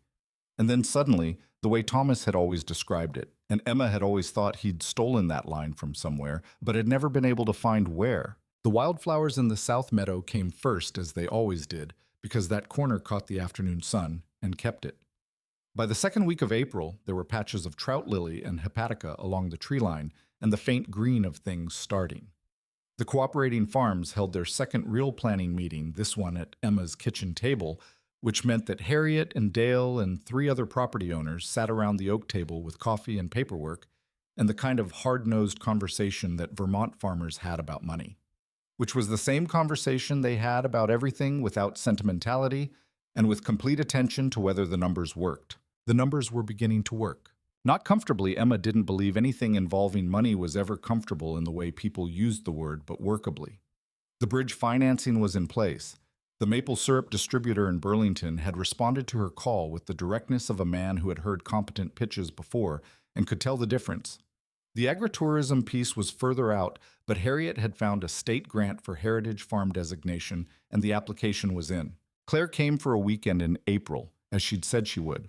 She arrived on a Friday evening, and Emma had dinner ready, and Nathan was there, and the 3 of them ate at the kitchen table in a way that was not entirely comfortable, but was real, which Emma had come to believe was more durable than comfortable. Claire had brought photographs. They appeared after dinner on her phone, pictures from her landscape architecture projects, a series of public gardens she'd designed in the Portland metro area. She showed them without being asked, which meant she'd made a decision to do this, which meant something. Nathan looked at each photograph carefully. He asked specific questions about the plant selection, about the drainage engineering, about a particular retaining wall solution. In the third photograph he could see both practical and beautiful. He asked the questions of a person who was genuinely interested, not the questions of apparent performing interest. Emma watched Claire's face when she realized her father was actually paying attention.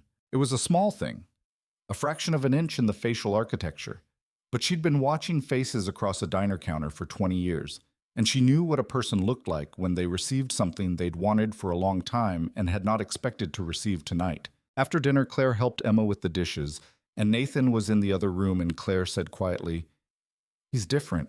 "I know," Emma said. "I don't want to trust it," Claire said. "I know, but I think I might be starting to." Emma passed her a plate. "You don't have to decide tonight." "That's what he said." Emma looked at her. "When he called me last week, out of nowhere, not the scheduled call. He just called." She dried the plate with a focus that suggested she was working through something. "He said he wanted to talk about my mother's wedding. He said he was wrong to miss it, and he wanted to explain why not to excuse it.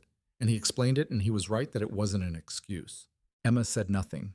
"He said he told himself he was managing the situation when he was actually avoiding it, because my mother's wedding required him to feel something difficult, and he had developed over 40 years a very reliable system for not feeling difficult things." Emma handed her another plate. "He said you helped him see that," Claire said. "He saw it himself," Emma said. "I was just nearby." Claire looked at her. "You're going to do that every time someone tries to give you credit, aren't you?" she said. Emma thought about it. "Probably," she said. Claire almost smiled. The weekend after Claire's visit, Nathan came up alone, and they drove to Montpelier together for a farmer's market and a lunch at a restaurant he'd found that had been written up in a regional food magazine, which meant it was busy, and the wait was 45 minutes, and they stood outside in the April sun in a line of other people doing the same. It was ordinary. The particular ordinariness of 2 people in a relationship doing an ordinary thing, standing in a line with the sun on them, talking about nothing in particular and not minding the wait. Somewhere in the middle of that 45 minutes, Emma thought, "This is the thing I lost and didn't think I'd find again." Not the large gestures. This, the standing in a line on a Saturday with someone you're glad to be standing next to. Then his phone went. He looked at it. His expression changed. "I need to take this," he said. He stepped away. She watched him go 20 feet down the sidewalk and stand with the phone at his ear and the particular stillness of a person receiving information that requires them to be very still. She waited. He came back. "Derek," he said. "What happened?" He got the audit findings. He was very controlled. "My general counsel was going to present them to him on Monday, but there was a leak and he got them over the weekend. He's called an emergency board meeting." Emma looked at him. "Is he trying to get ahead of it?" "Yes. He's going to frame it as an audit conducted under my supervision to target him personally." a campaign of harassment by an insecure CEO. The words were precise and clipped the way his voice got when he was managing something that had an edge to it. He has 3 board members who will support him. I have 5. It's not enough to remove him. It's enough to create sufficient chaos that the institutional investors will start asking questions. Nathan, I need to go back to New York. She looked at him. The line had moved while he was on the phone, and the couple behind them was waiting. Go, she said. Emma, Go, she said again without impatience. This is what it is. Go fix it. He looked at her for a moment. I'll call tonight, he said. He left. She moved up in the line alone and thought about the nature of things that were worth having. Nothing that was worth having was entirely simple in her experience. Not the farm, not the cooperative, not Thomas, not this. Simplicity was a quality of things that didn't require much of you, and things that didn't require much of you were not in her experience the things that lasted. She had the lunch alone, and it was very good, and she drove home with the windows down, which was April behavior in Vermont, which meant it was 52 degrees and slightly cold. But she was a Vermonter, and 52 degrees in April, with the meadows beginning their green, was worth the slightly cold. eat. The board meeting was Monday. Nathan called Sunday night from New York. He sounded the way he sounded when he was at the company, more compressed than when he was in Harwick, like a version of himself with some of the dimension taken out, not less but tighter. It's going to be ugly, he said. What's your play? Present the findings directly. Don't let him set the frame. Force the vote on censure before he can call for a confidence vote. He paused. I have the numbers. I think. One of my 5 is wobbling. Derek has been attentive to her concerns over the past few months in ways that I wasn't. He said this with the particular honesty of someone who has accepted a consequence they partly earned. Her concerns are legitimate. I didn't take them seriously enough. Can you take them seriously now, before tomorrow? A pause. I can call her tonight. Then do that first, Emma said, before you do anything else. A longer pause. I know it's not the tactical priority, she said. It's still the right thing to do first. If it also happens to be tactically useful, that's fine, but do it because it's right, not because of the vote. Silence. Right, he said. She could hear him mentally reorganizing. I'll call you after, he said. She didn't hear from him until Tuesday morning at 7, when she was already at the diner and on her second pot of coffee. He called and she went to the back office, which was Dale's office, and smelled like old invoices, and the particular tobacco Dale had given up 10 years ago that still haunted the room. It went, he said. Well enough. Andrea, the board member she said she felt heard. He paused. She said she felt heard. I called her at 9 on a Sunday night and she said she felt heard. I don't know what I've been doing for the past 3 years. Emma sat down. Derek, she asked. He's out. Not fired technically, he resigned. We negotiated it over Monday night. He gets a settlement that's generous enough that he won't go to the press with a different version of the story. He paused. I know how that sounds. It sounds like the cleanest available option, she said. His team member, the one who didn't forward the weather report, she's gone too. Under performance review terms, nothing public. He was quiet for a moment. I keep thinking about whether I should have pressed harder on the accident piece. Would pressing harder have produced certainty? No, probably not. Then you made a judgment about the cost-benefit of certainty, she said. That's your call. It's your company. It's other people's jobs, he said. Yes, that's what makes it hard. She looked at the wall. But Nathan, I know, he said. I know. It's handled the way it's handled. She heard the exhale. Not relief, more like someone putting down a weight they'd carried long enough that the absence of it hadn't quite registered yet as an absence. Come up this weekend, she said. I will. Don't come up here and be the version of you that just won something, she said. Come up here and be the other one. He was quiet. What other one, us? He asked. The one who can't set a fence post plumb, she said. A pause and then something that was fully a laugh, not sideways, not almost. An actual laugh. I'll be there Friday, he said. He came on Friday. He was himself the Harwick version, the flannel shirt version, the version that carried wood incorrectly and then improved and didn't need to be told he'd improved. They had dinner and he washed up, after which he'd started doing somewhere in February and which she'd never asked for and never commented on, and then they sat on the back porch in the April evening with the last of the light going over the meadow. I want to tell you something, he said. All right. I've been thinking about what you said about the company, about what I'm called to versus what I'm good at. Emma watched the light. I'm going to step down, he said. Not immediately. There's a transition. I need to find the right person, make sure the company is stable, get through this quarter. But by the end of the year, probably. Maybe sooner if the right candidate is ready. She was quiet. I've been talking to the board about it.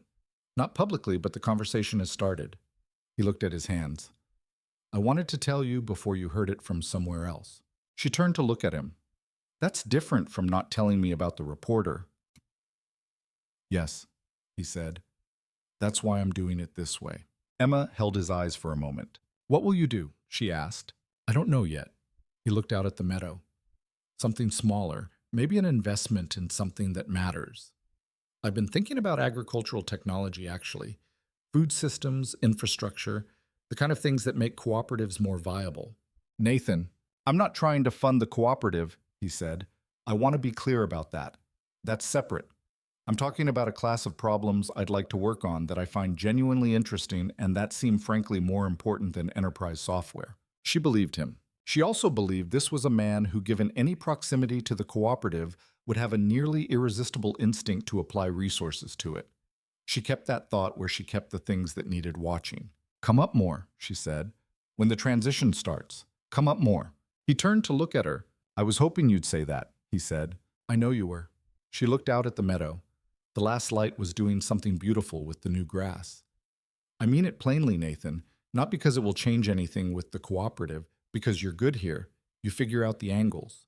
His hand found hers on the porch rail. She let it. The foreclosure notice came in May. Emma had been tracking the housing assistance application closely enough that she thought she knew how the timeline would proceed.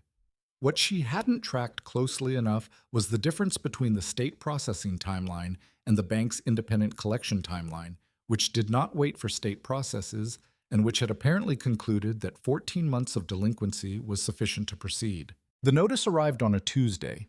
She read it twice, then put it down on the kitchen table and called Sandra at the legal office. Sandra was honest as she always was. The bridge financing was in place, but the terms under which the bank could accelerate foreclosure were unfortunately triggered by the accumulated history and not merely the current payment status. The legal challenge would cost money and time and had perhaps a 40% chance of success. The cooperative, even if it worked exactly as planned, wouldn't generate sufficient revenue to resolve the outstanding debt within the 60-day notice window. Emma called the housing office. She called Harriet. She called Dale. Then she sat at the kitchen table and thought clearly about her situation, which was that she was 50 years old and owned a piece of land that had been in another family's name for 100 years, and which she had been trying to hold together with the resources of a waitress and the organizational capacity of someone who had spent 20 years watching what competence could and couldn't do. Nathan called that evening. The notice came, she said. He was quiet. I know, he said. She felt the stillness of that. You knew about this, she said. I knew it might be coming. My lawyers have been monitoring the public filings. I didn't tell you because I wasn't certain, and because, Nathan, the silence on the line was full. Because I knew you'd tell me not to help, he said. Emma sat very still. She sat with the feeling of this, which was not a simple feeling. It was the feeling of a person who had been right and also been wrong, who had maintained a position that was correct in principle and was now discovering that correct in principle and correct in practice were not always the same geography. She'd said, don't send me a check. She'd said, I'll manage this myself. She'd said, I'm not looking to be rescued. All of those things were true. They were also in this moment a wall she'd built so carefully that Nathan had stood outside it for months watching through it, unwilling to climb over it, and not sure whether climbing over it was the right thing or a violation. Tell me what you found, she said. He told her, carefully with the precision of a man who had prepared the information and who was now reporting it as neutrally as he could. The bank's position was legally defensible. The challenge had poor odds. The window was 60 days. There's an option, he said. I want to tell you what it is, and then you can tell me what you want. She said nothing. The farm qualifies for a historical preservation trust. If a trust holds the property, the foreclosure proceeding doesn't apply in the same way the trust owns the property. You retain a life right to live on it and work it, and the cooperative lease structure you're building can operate under the trust umbrella. He paused. A private individual could fund the trust. The individual does not need to be you. That's you, she said. Yes, you'd own my farm. The trust would own the farm. I would fund the trust. He was very careful. You would live there, work it. The cooperative would function the same. In 30 years, or when you sell, or when you choose, the trust resolves, and whatever value the property has generated returns to a foundation of your choosing. I get nothing from it except... He stopped. Except what she asked. He was quiet for a moment. Except that I don't have to watch you lose it, he said. Emma put the phone down flat on the table without hanging up, just put it face down and sat there. She sat with her hands in her lap and looked at the kitchen. The cast iron skillet on the stove, the herbs above the window, the mason jars in a row, the oak table with its years of marks. She thought about Thomas putting her name on the deed 12 years before he died. She thought about the difference between someone doing something for you because they need to be the one who fixes it, and someone doing something for you because they love you, and the loss of the thing would constitute a loss they're not prepared to experience. She thought about her own position in this, which was not a comfortable position, and whether her discomfort was meaningful information or whether it was the familiar armor of someone who had learned in 9 years of being alone to treat help as a threat. She picked the phone back up. I need a week, she said. Take it, he said. I need to think about what I'm doing. I know. Nathan. She held the phone carefully. I'm not angry. Okay. I'm working through something. I know that too, he said. Take the week. I'll be here. She put the phone down. She went to bed. She lay in the dark for a long time. Outside the window, the May night had its particular smell. New grass and thawed earth, and somewhere at the edge of it, the faint sweetness of the first actual warm night. And Emma Sullivan lay in the dark in the house she had made her life in, and thought about what she was made of, and what she owed herself, and what she owed other people, and whether those were different questions or the same one. She called Claire the next morning. She didn't plan to. She woke up and lay there thinking, and then reached for the phone and called Claire, who answered on the third ring with surprise and wariness, and something that had more warmth in it than those other things. He called you, Claire said. He told me what he'd been looking at, Emma said. Last night, the trust structure. Silence. He told me about it 2 weeks ago, Claire said carefully. Emma processed this. He asked me if I thought it was overstepping, Claire said. I told him I didn't know. I told him he should ask you. He said he was going to wait until you needed to know. Emma looked at the ceiling. Did he tell you why? He said... Claire paused. He said that he'd been doing the thing he always does, which is preparing a solution before someone tells him there's a problem, and that he'd been trying to figure out whether this was the kind of thing where he should tell you he was looking into it, or wait, or... She paused. He was genuinely trying to figure out the right thing to do. I don't think he knew. Emma thought about that. Neither did I, she said. Silence on the line. He's different, Claire said. I said that in April, and I'll say it again. He is actually different. I've been waiting for him to fall back for 3 months, and he hasn't. A pause. He might still. I don't trust things easily, but right now, as of right now, he's different. Emma held the phone. The farm, she said. How does it feel to you? What do you mean? If he does this, Emma said. The trust. The money. How does it feel? Claire was quiet for a long moment. Like he's finally using what he has the right way, she said. Not to buy loyalty or fix problems so he doesn't have to feel them, but just... She seemed to be finding it. Just because some things should be saved and he can save this one. Emma looked at the window. The meadow in the May morning. Okay, she said. Okay. Thank you, Emma said, for being honest. She hung up. She sat at the kitchen table and thought for another hour. Not the agitated thinking of someone who doesn't know what to do. She'd done that in the night. This was the deliberate thinking of someone who has come to a decision and is examining it from all its sides before she accepts it. Then she picked up the phone and called Nathan. I have terms, she said. He said nothing. She could hear him listening. The trust is a loan, not a gift. A structured loan at 0 interest if you want, but a loan. The cooperative will pay it down over time. I will have a formal documentation of the terms. We will not discuss the financial structure again until I bring it up. Silence. Done, he said. And Nathan?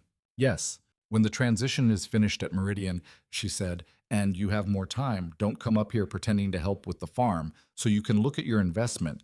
Come up because you want to be here. That's why I'd come, he said. I know, she said. I just needed to say it. I know you did, he said with something warm in his voice that she recognized as love, which was a word they'd said once and didn't need to repeat to keep being true.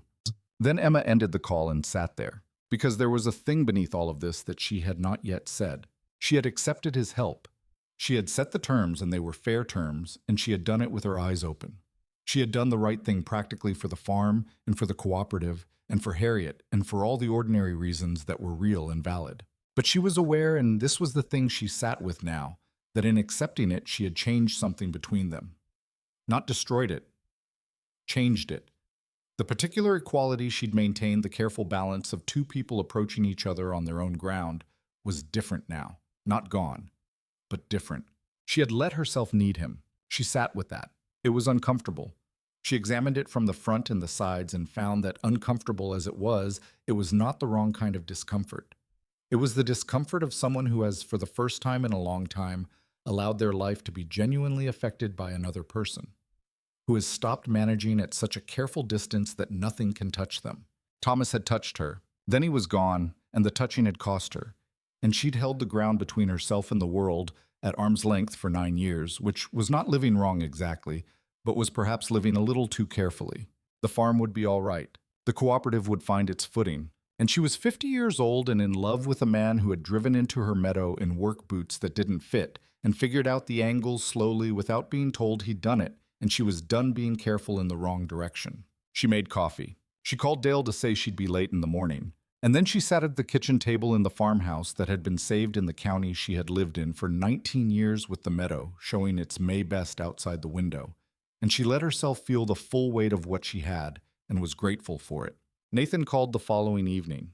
He had been in New York. He was always in New York, which was the geography of his obligations, and which would remain so until the transition was complete, and the call had the quality she'd come to associate with his New York calls: tighter, more compressed, the man who ran something, rather than the man who carried wood. But the tightness had a different quality tonight. "There's something in the press coming," he said. "I want to tell you first." Emma set down her book. "All right." The Derrick settlement included a confidentiality clause. It included it specifically because Derrick's team had access to information about my time in Vermont the early weeks when I was here. Certain details. He paused. "Marcus talked to a journalist in March. I knew about that. What I didn't know was that one of Derrick's communication people had also been talking to the same journalist separately, providing a different version of the story." "What version?" "The version where a vulnerable CEO, disoriented after a near-death experience, falls under the influence of a woman who stands to benefit financially from the relationship."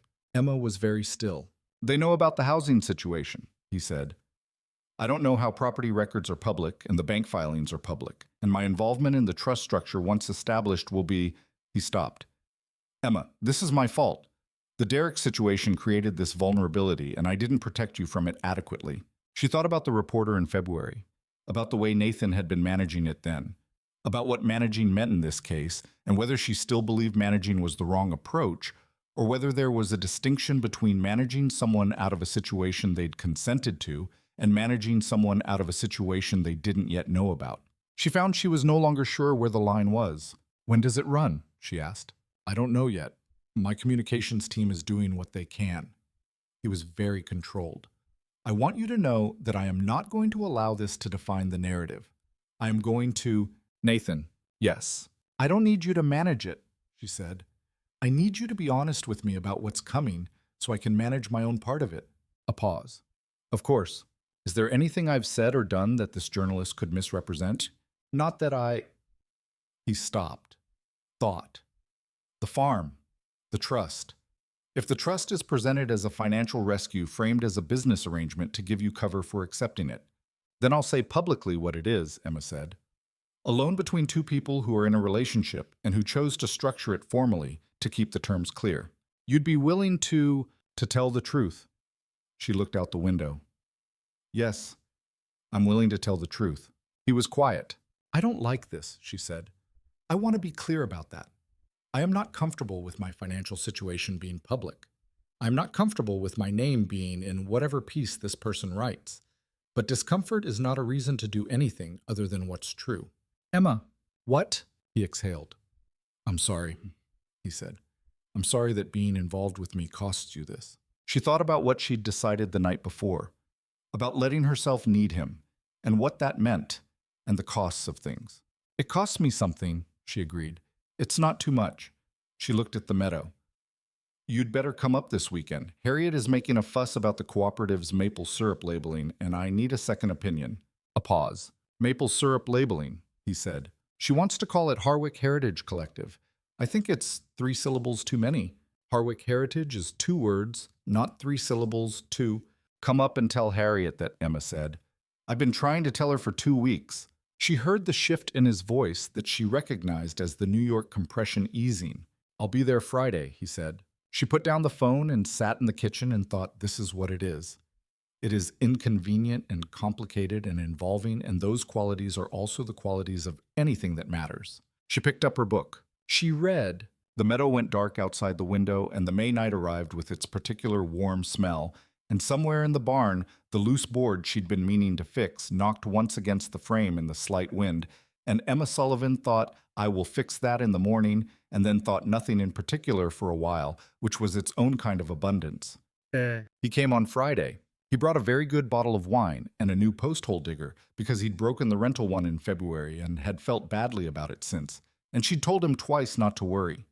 She took the wine and put the post-hole digger in the barn without comment. They had dinner.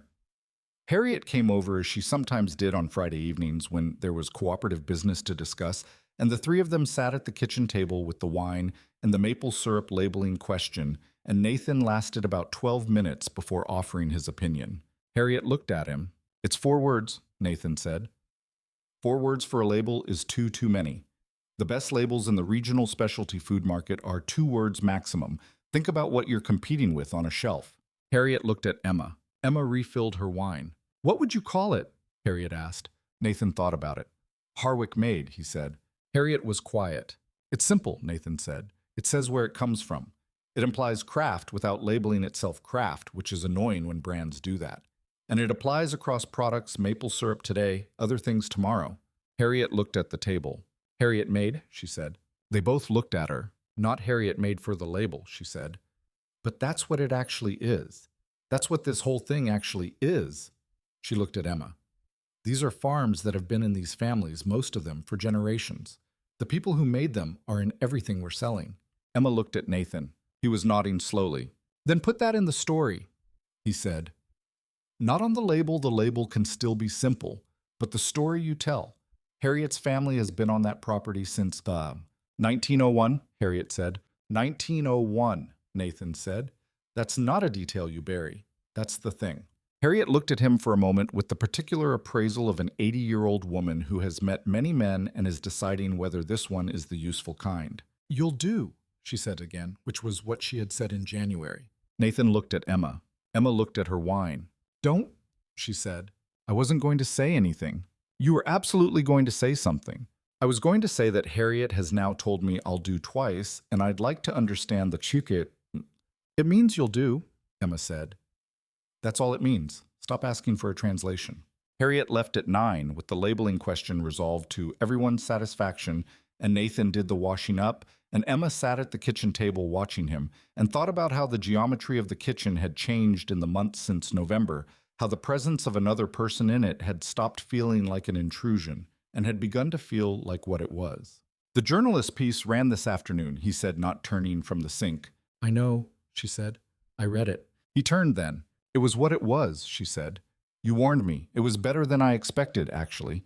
The trust structure piece was reported accurately, she said, framed to imply something the facts don't quite support. Anyone who reads it with attention will see that. She held his eyes. I'm all right, Nathan. He looked at her. I know you are, he said. Good. She stood up. Leave those. They'll dry on their own. She went to the back door and stepped out onto the porch. He followed her. The May night was warm, in the way Vermont nights are warm in May. Genuinely warm, but with the memory of cold in it. Still the way people carry the memory of hard seasons in their bodies, even in the good ones. The meadow was dark. The wildflowers were done with for the night, but she knew they were there, the trout lily and the hepatica. And at the far edge, where the light was best, the early columbine. I want to tell you something, she said. He came to stand beside her. I spent a long time after Thomas being very careful, she said, about everything. About the farm, about money, about people, about this. She looked out at the meadow. Being careful is not wrong, but I took it too far and I knew I'd taken it too far and I kept doing it anyway because the alternative was being open in the ways that cost things. He was quiet beside her. I'm done being careful in that particular way, she said. I'm not saying I'll never be cautious about anything. I'm saying I'm done using caution as a substitute for living. He put his arm around her, not dramatically, just around her shoulders, the weight of it. She let him. I'm not easy to be with, she said. I want to be honest about that. I have strong opinions. I don't like being managed. I will tell you when you're wrong, and I'll expect you to do the same. I know all of that, he said. Good. Emma, what? I know all of that, he said again, with a warmth in his voice that meant something different the second time. She looked up at him. I know, she said. They stood there on the back porch in the May dark, and the meadow breathed its green spring breath, and somewhere in the tree line something moved. Probably. The fox and Emma Sullivan held the arm that was around her and thought, there are second acts, and some of them are better than the first, and this is mine. The summer passed in the way good summers do, with the particular velocity of seasons that are being used. The cooperative held its first real market in July. Not a farmer's market in the full sense; those took permits and established relationships and infrastructure that were still being built. But a pop-up on a Saturday in the Harwick Town Square with 7 tables and a hand-lettered sign that said, Harwick Made. In letters that Emma had painted herself on a piece of barnboard, which was the kind of sign you could either do very badly or very well, and she'd done it well. They sold out of everything in 4 hours. Not everything forever. The maple syrup specifically sold out, which was the problem Harriet had predicted with the distributor relationship, and which turned out to be a good problem to have. Emma stood at her table in the July sun and talked to people who were buying and thought about what Harriet had said. It's what was made here, and the people who made it are in everything we're selling. She called Nathan that evening. He was in San Francisco at a conference, the last conference he'd agreed to attend as CEO, before the transition announcement, which was scheduled for August. She could hear the hotel room in the background, that particular neutral quiet, the white noise of ventilation in a building designed to be anonymous. The maple syrup sold out, she said, all 400 gallons.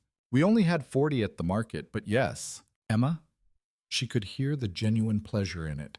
It's a beginning, she said. Don't get excited about 40 gallons. I'm allowed to be moderately pleased about 40 gallons. Moderately, she agreed. She heard him smiling through the phone, which was a thing she had developed the ability to hear. And she thought, this is one of the strange, small intimacies of a relationship, that you learn a person's face through a voice. How's the conference? She asked. Long. A pause. I gave the keynote this morning. For the first time in a long time, I gave a keynote and thought about what I was actually saying rather than just how to say it well. What were you saying? That the technology sector has spent 20 years optimizing for scale and speed and has a 20-year deficit of thinking about what scale and speed are for. He paused. It was not received uniformly well. Good, Emma said. The people who didn't like it were the ones who needed to hear it most. That's usually how it works. He was quiet for a moment. I'm done after this year, he said. I mean that. Not the way I've said things before that I meant at the time, and then walked back when the work got interesting again. I mean it in the way you mean things when you've thought about them until they're solid. Emma sat on the back porch. The July evening was warm and the meadow smelled of summer, the dry grass, and the last of the clover. Come up as soon as you're back, she said. Sunday.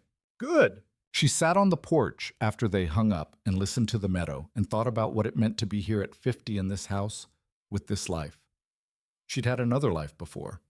Not a lesser life. Thomas's presence had made it large in all the ways that mattered, but a different life. A life that had been in many of its essential qualities organized around another person, which was not wrong, but which had left her when that person was gone, uncertain of her own dimensions. The farm and the cooperative and the diner and Harriet, these had given her dimensions again specific and her own. And now there was Nathan, who had not replaced any dimension, but who had added, she looked for the word context. The kind of context that made the existing things more visible because there was someone else seeing them. That was what she'd been missing, she thought. Not rescue, not money. Not even love exactly in the way people talked about love urgently as though it were an emergency.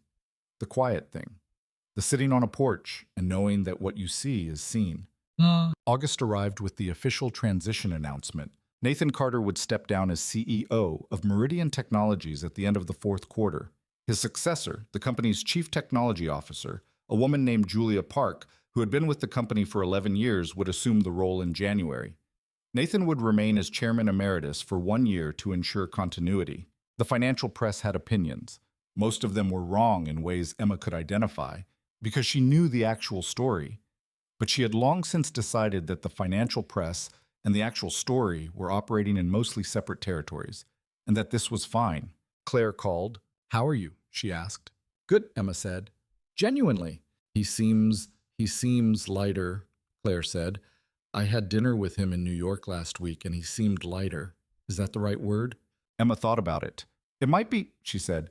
He's been learning to let things land." "Learning to let things land," Claire repeated. "He's been in the habit of receiving information and processing it into action," Emma said, "which is useful for a CEO and less useful for a person. He's been learning to just sit with things sometimes." A pause on the line. "My mother used to say," Claire said carefully, "that my father was the kind of man who could be in the same room as a feeling and never touch it." "I know," Emma said. She didn't mean it cruelly. She just meant he had a gap between what he experienced and what he was able to actually feel. "He's working on it," Emma said. "Every day imperfectly. That's what working on things looks like." "I know." Claire was quiet. "I'm coming up in September." "I know. He told me." He said. She stopped. "He said he'd like us to spend some time together, just the two of us, if that's all right with you." Emma looked at the meadow. "Claire," she said, "I'm not your competition. I'm not trying to replace anything or take anything. You have a complicated history with your father and you're working through it. If having time with him that doesn't involve me is useful, use it." A long pause. "You really are nothing like what I expected," Claire said. "What did you expect? Something softer," Claire said, "or something harder?" I hadn't modeled the particular combination. Emma almost smiled. "Your father says something similar." "He would." And then Claire, for the first time in all of their conversations, laughed a real laugh. Not polite, not careful, just genuine. "He has very poor models for certain kinds of women." "He's improving," Emma said. "Yes," Claire said. "He is." But September came. Claire came to Vermont on a Thursday and stayed until Sunday. Emma gave her the spare room and Nathan stayed at the inn on Frost Road and spent the days at the farm and the evenings back at the inn, which was a logistics arrangement that everyone accepted without discussing it, and which was, Emma thought, about right for where they all were.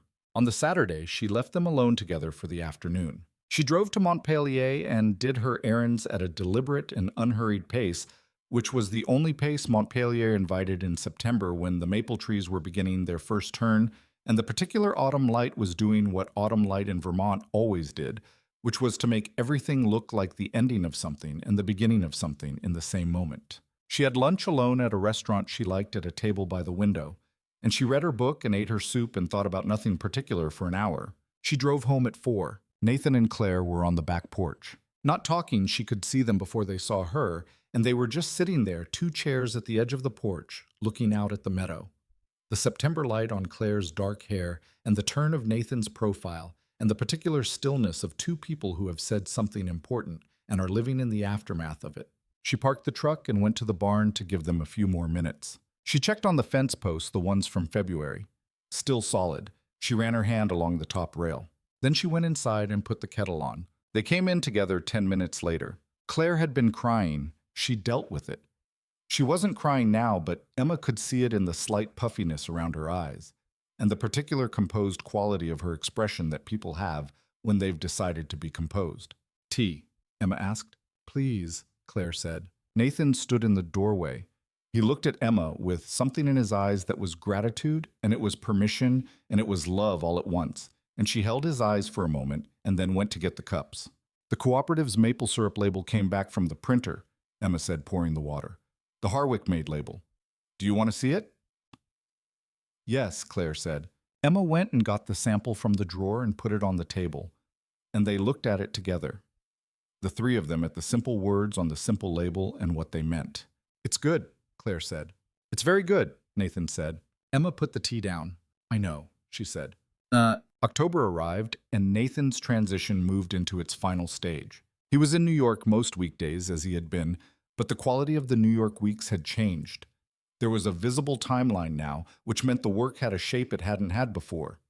Julia Park was capable and was learning the role from the inside out, which was the right way to learn it, and Nathan was teaching with a generosity that Emma thought he hadn't had access to before, teaching with genuine investment in the student rather than in the maintenance of his own centrality. He told her about this on a Wednesday call, and she said, You sound like a teacher. Is that a good thing? It's a good thing. He came up every weekend in October. They raked leaves. There were more leaves on the property than she'd ever consciously counted. But the oak and maple and ash along the meadow's edge produced an annual argument that required 2 rakes and an afternoon and more conversations about dead ends and new starts than either of them planned for. On the second Saturday of October, they drove up to the Cabot area to look at a small property that had come to Nathan's attention through his agricultural technology research, a working farm with an orchard and a dormant sugar bush that had been neglected for 20 years and which with work could be productive again. He was thinking about whether to invest in restoring it through a foundation. He was beginning to set up the first real outline of what came after the company. They walked the property in the October afternoon, the leaves at their fullest color, the sky a deep October blue. The orchard was overgrown, the trees untrimmed and leggy but alive, the fruit small and numerous and utterly unappealing from a commercial standpoint, and extremely interesting from the standpoint of what it would be in 10 years with attention. Nathan walked the orchard rows with his hands in his coat pockets, looking at the trees. The way he looked at things now with actual attention, the kind that was present in the moment rather than already 3 steps ahead. What do you see? Emma asked. He looked at an apple tree that was leaning badly to the right, the weight of years pulling it away from vertical. Something that needs work, he said. Something that has good structure under the neglect. He looked down the row. 40 years of potential that nobody paid attention to. Can you fix it?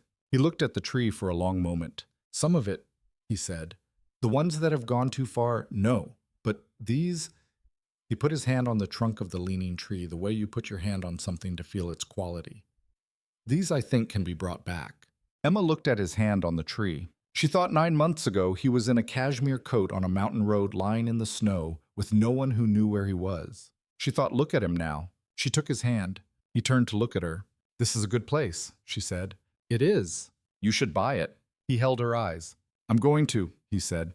They walked back to the car through the October light, and the leaves were red and gold, and the air had the particular autumnal quality she had loved her whole life, that smell of cold and wood smoke, and the end of one thing and the near beginning of another. The night before the official announcement of his successor, Nathan called her late. It was after 11. She'd been asleep and she almost didn't answer, and then she did. Tell me something about Harwick, he said. She lay in the dark. It's cold tonight, she said. The first real cold of fall. The meadow looks blue in the dark. Is that it? She thought. Harriet called today, she said. She's already talking about the spring sugaring season. She has plans. They involve a new evaporator and a level of organizational ambition that I find both exhausting and inspiring. That sounds right, he said. The cooperative is going to be okay, she said. I think it's going to be more than okay.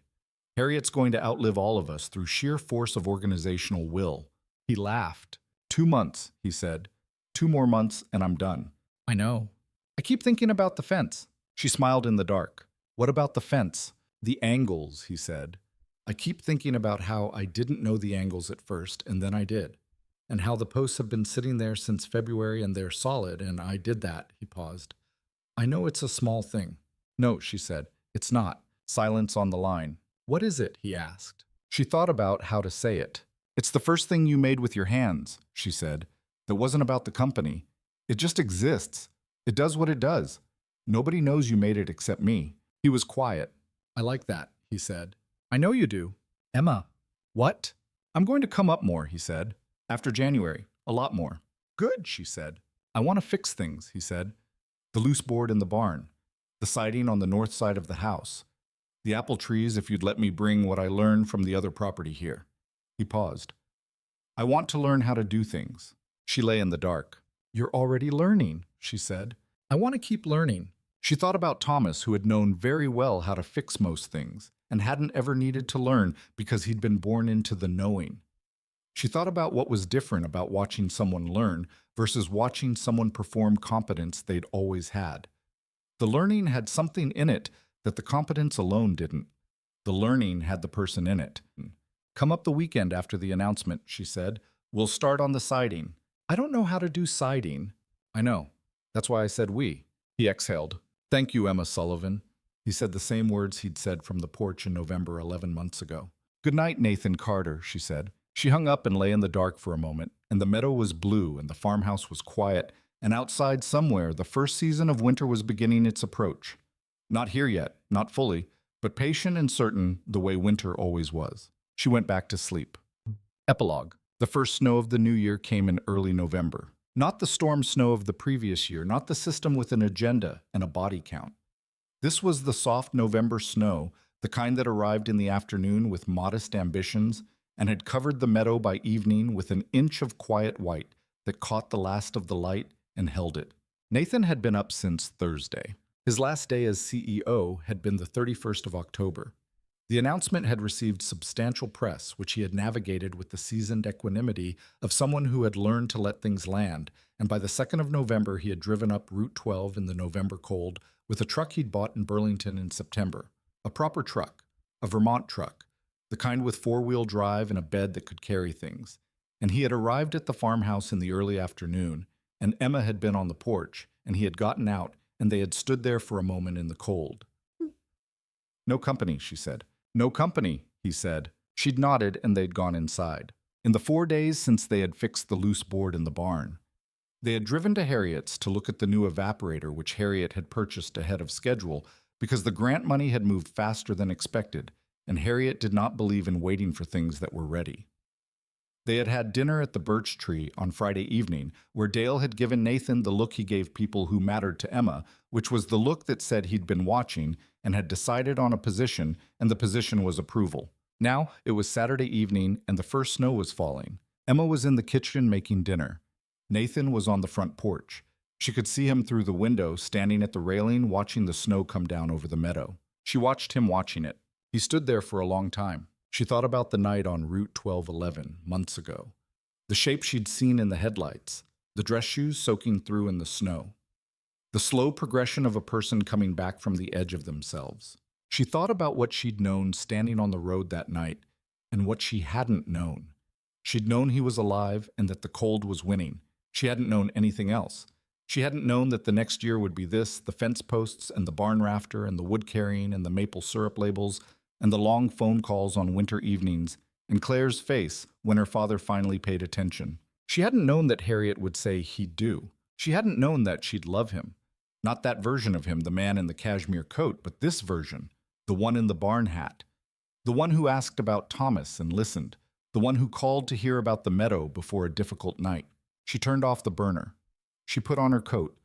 She went out to the front porch. He heard her coming. He didn't turn around. She came to stand beside him at the railing. The snow was falling straight down, the way it falls on calm nights, each flake with its own particular unhurried intention. The meadow was white and very still. The tree line at the far edge was dark, and the last of the light in the western sky was going, and the whole world looked the way the whole world looked before November made up its mind. I thought about you today, Nathan said. You're with me today, she said. No, I mean... He turned to look at her. I thought about what you would have thought if someone had told you a year ago tonight what this year would be. Emma looked at the meadow. She thought about herself a year ago, driving home from the diner, tired feet, the pot of soup on the stove, the headlights on the curve. I would have said it wasn't possible, she said. Not because of anything specific, just because I'd stopped expecting things to surprise me. Did I surprise you? She looked at him. You surprise me constantly, she said. You still do. Your shapes but the sea.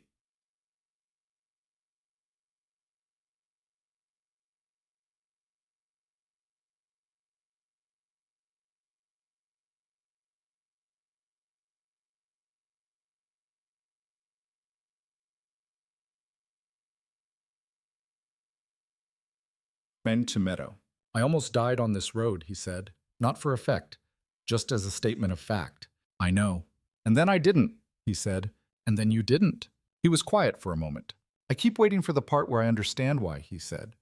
whether it was luck or whether it meant something, whether there's a version of this where it was supposed to happen. Emma looked at the snow coming down. I don't think it was supposed to happen, she said. I think it happened. And what came after it was the important part. And the important part was what you chose to do with it. She paused. I drove that road every night for 19 years. You happened to be on it on that particular night. That's not fate. That's geography. But you stopped, he said. She looked at him. I stopped, she said. That was a choice. Everything else was a choice. Yours and mine both. He held her eyes. Then it's a good set of choices, he said. Yes, she said. It is. She felt his arm around her shoulder and she leaned into it. And they stood there on the front porch of the farmhouse on County Road 7 in Harwick, Vermont, in the first snow of the season and watched the meadow go white and still in the early evening dark. Neither of them said anything for a long time. There was nothing in that moment that the silence required to be improved. The snow fell. The meadow held it. The tree line stood at the edge of the world patient, as it had always been, and the night came on. And out in the barn, the rafter that had been fixed in December, held as it had been holding since December, steady and solid in the cold, doing what it had been made to do, which was in the end enough. It was more than enough. End. The winter settled into Harwick in its usual way without consultation and without apology. By December, Nathan had been at the farmhouse more days than he hadn't. The inn on Frost Road had seen less of him, and Dale had begun setting out the second coffee cup before Nathan had made it all the way through the door, and Harriet had stopped assessing and started including. He was learning the property. Not the way a visitor learns a place by landmarks and approximate directions, but the way you learn a place when you intend to stay in it. The names of specific trees, the particular drainage problem in the northeast corner of the meadow that turned a section of the path to mud in the spring thaw, the precise number of hay bales the barn needed for the winter, and how to stack them for access versus for space. He was not efficient about the learning. He made mistakes that cost time, and he asked questions that people who'd grown up on land would not have had to ask. And Emma answered them without impatience because the questions were genuine, and the learning was genuine, and those were the only kind she respected. He made the barn coffee. The barn coffee was a thing. Thomas had started a coffee maker in the barn for cold morning work, mounted on a shelf near the tool bench, which had been unplugged for 5 years, because Emma had not needed it for herself and hadn't thought about it. Nathan had found it in October, asked about it, and plugged it back in without commentary. Now it ran every morning that he was at the farmhouse. Emma noticed. She didn't say anything. On a Thursday in December, 2 weeks before Christmas, the cooperative held its first formal meeting as a registered entity. 7 farms, a legal structure, a shared distribution agreement, the maple syrup arrangement in place, the agritourism framework in its early stages. Emma sat at the head of the long table at the Grange Hall and looked at the faces around it, Harriet and Dale and the other 6 property owners, some of whom she'd known her whole life in Harwick, and some of whom she'd met through this and thought Thomas would have loved this.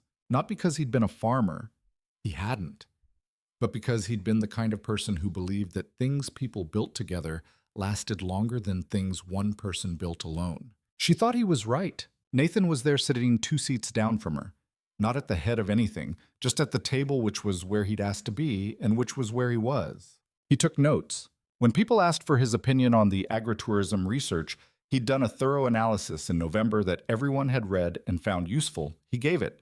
When they didn't ask, he didn't offer. This was new behavior for him, and she knew how much deliberate effort it required, and she gave him credit for it internally, and said nothing about it externally because that was not how credit worked. After the meeting, walking to the truck in the cold, Harriet came up beside Emma. He took notes, Harriet said. I saw. He didn't once offer to fund anything. I know. Harriet walked in silence for a moment. Thomas would have liked him, she said. Emma looked at the December sky, which was the particular dense gray that preceded snow. I know, she said. Harriet patted her arm once and went to her car. Emma stood in the parking lot for a moment. Nathan came up beside her. Ready, he said. Almost. She stood there another moment. I just want to say something, she said to no one in particular to the December evening. He waited. I'm happy, she said. Not dramatically, just it's there, it's real. He didn't say anything. He didn't need to. She could feel him standing beside her, the warmth of him in the cold, the solid fact of him. She turned to look at him. His expression was the one she'd been watching develop for a year, the one that had started as a sideways almost smile in November and had become by December fully itself, open, present, unmanaged. "So am I," he said. She believed him. She'd been believing him for a while now. She'd been right to take her time with it, and she was finished taking her time with it. And both of those things were true at once. "Come on, then," she said, "before the snow." They drove home through the December dark down Route 12 and onto County Road 7, and up the drive to the farmhouse, and the porch light was on the way. She always left it when she was going to be late, and the barn light was on because Nathan had started leaving it on at night, and she'd decided she liked it, and the meadow was dark and waiting for the first snow that was coming. She got out of the truck. She stood in the yard for a moment looking at the farmhouse. 100 years old, give or take. Built by a man whose great-grandson had married a woman from the next county, and that woman had outlasted him and had made the place something beyond what any one of them had imagined when they'd put the first post in the ground. That was the thing about places, Emma thought. They outlasted every expectation. They held what you put into them. She'd put 19 years into this one. She had the feeling standing there in the cold that she was just getting started. "Emma," Nathan said from the truck. "Coming," she said. She went inside. The door closed behind them. The snow began to fall.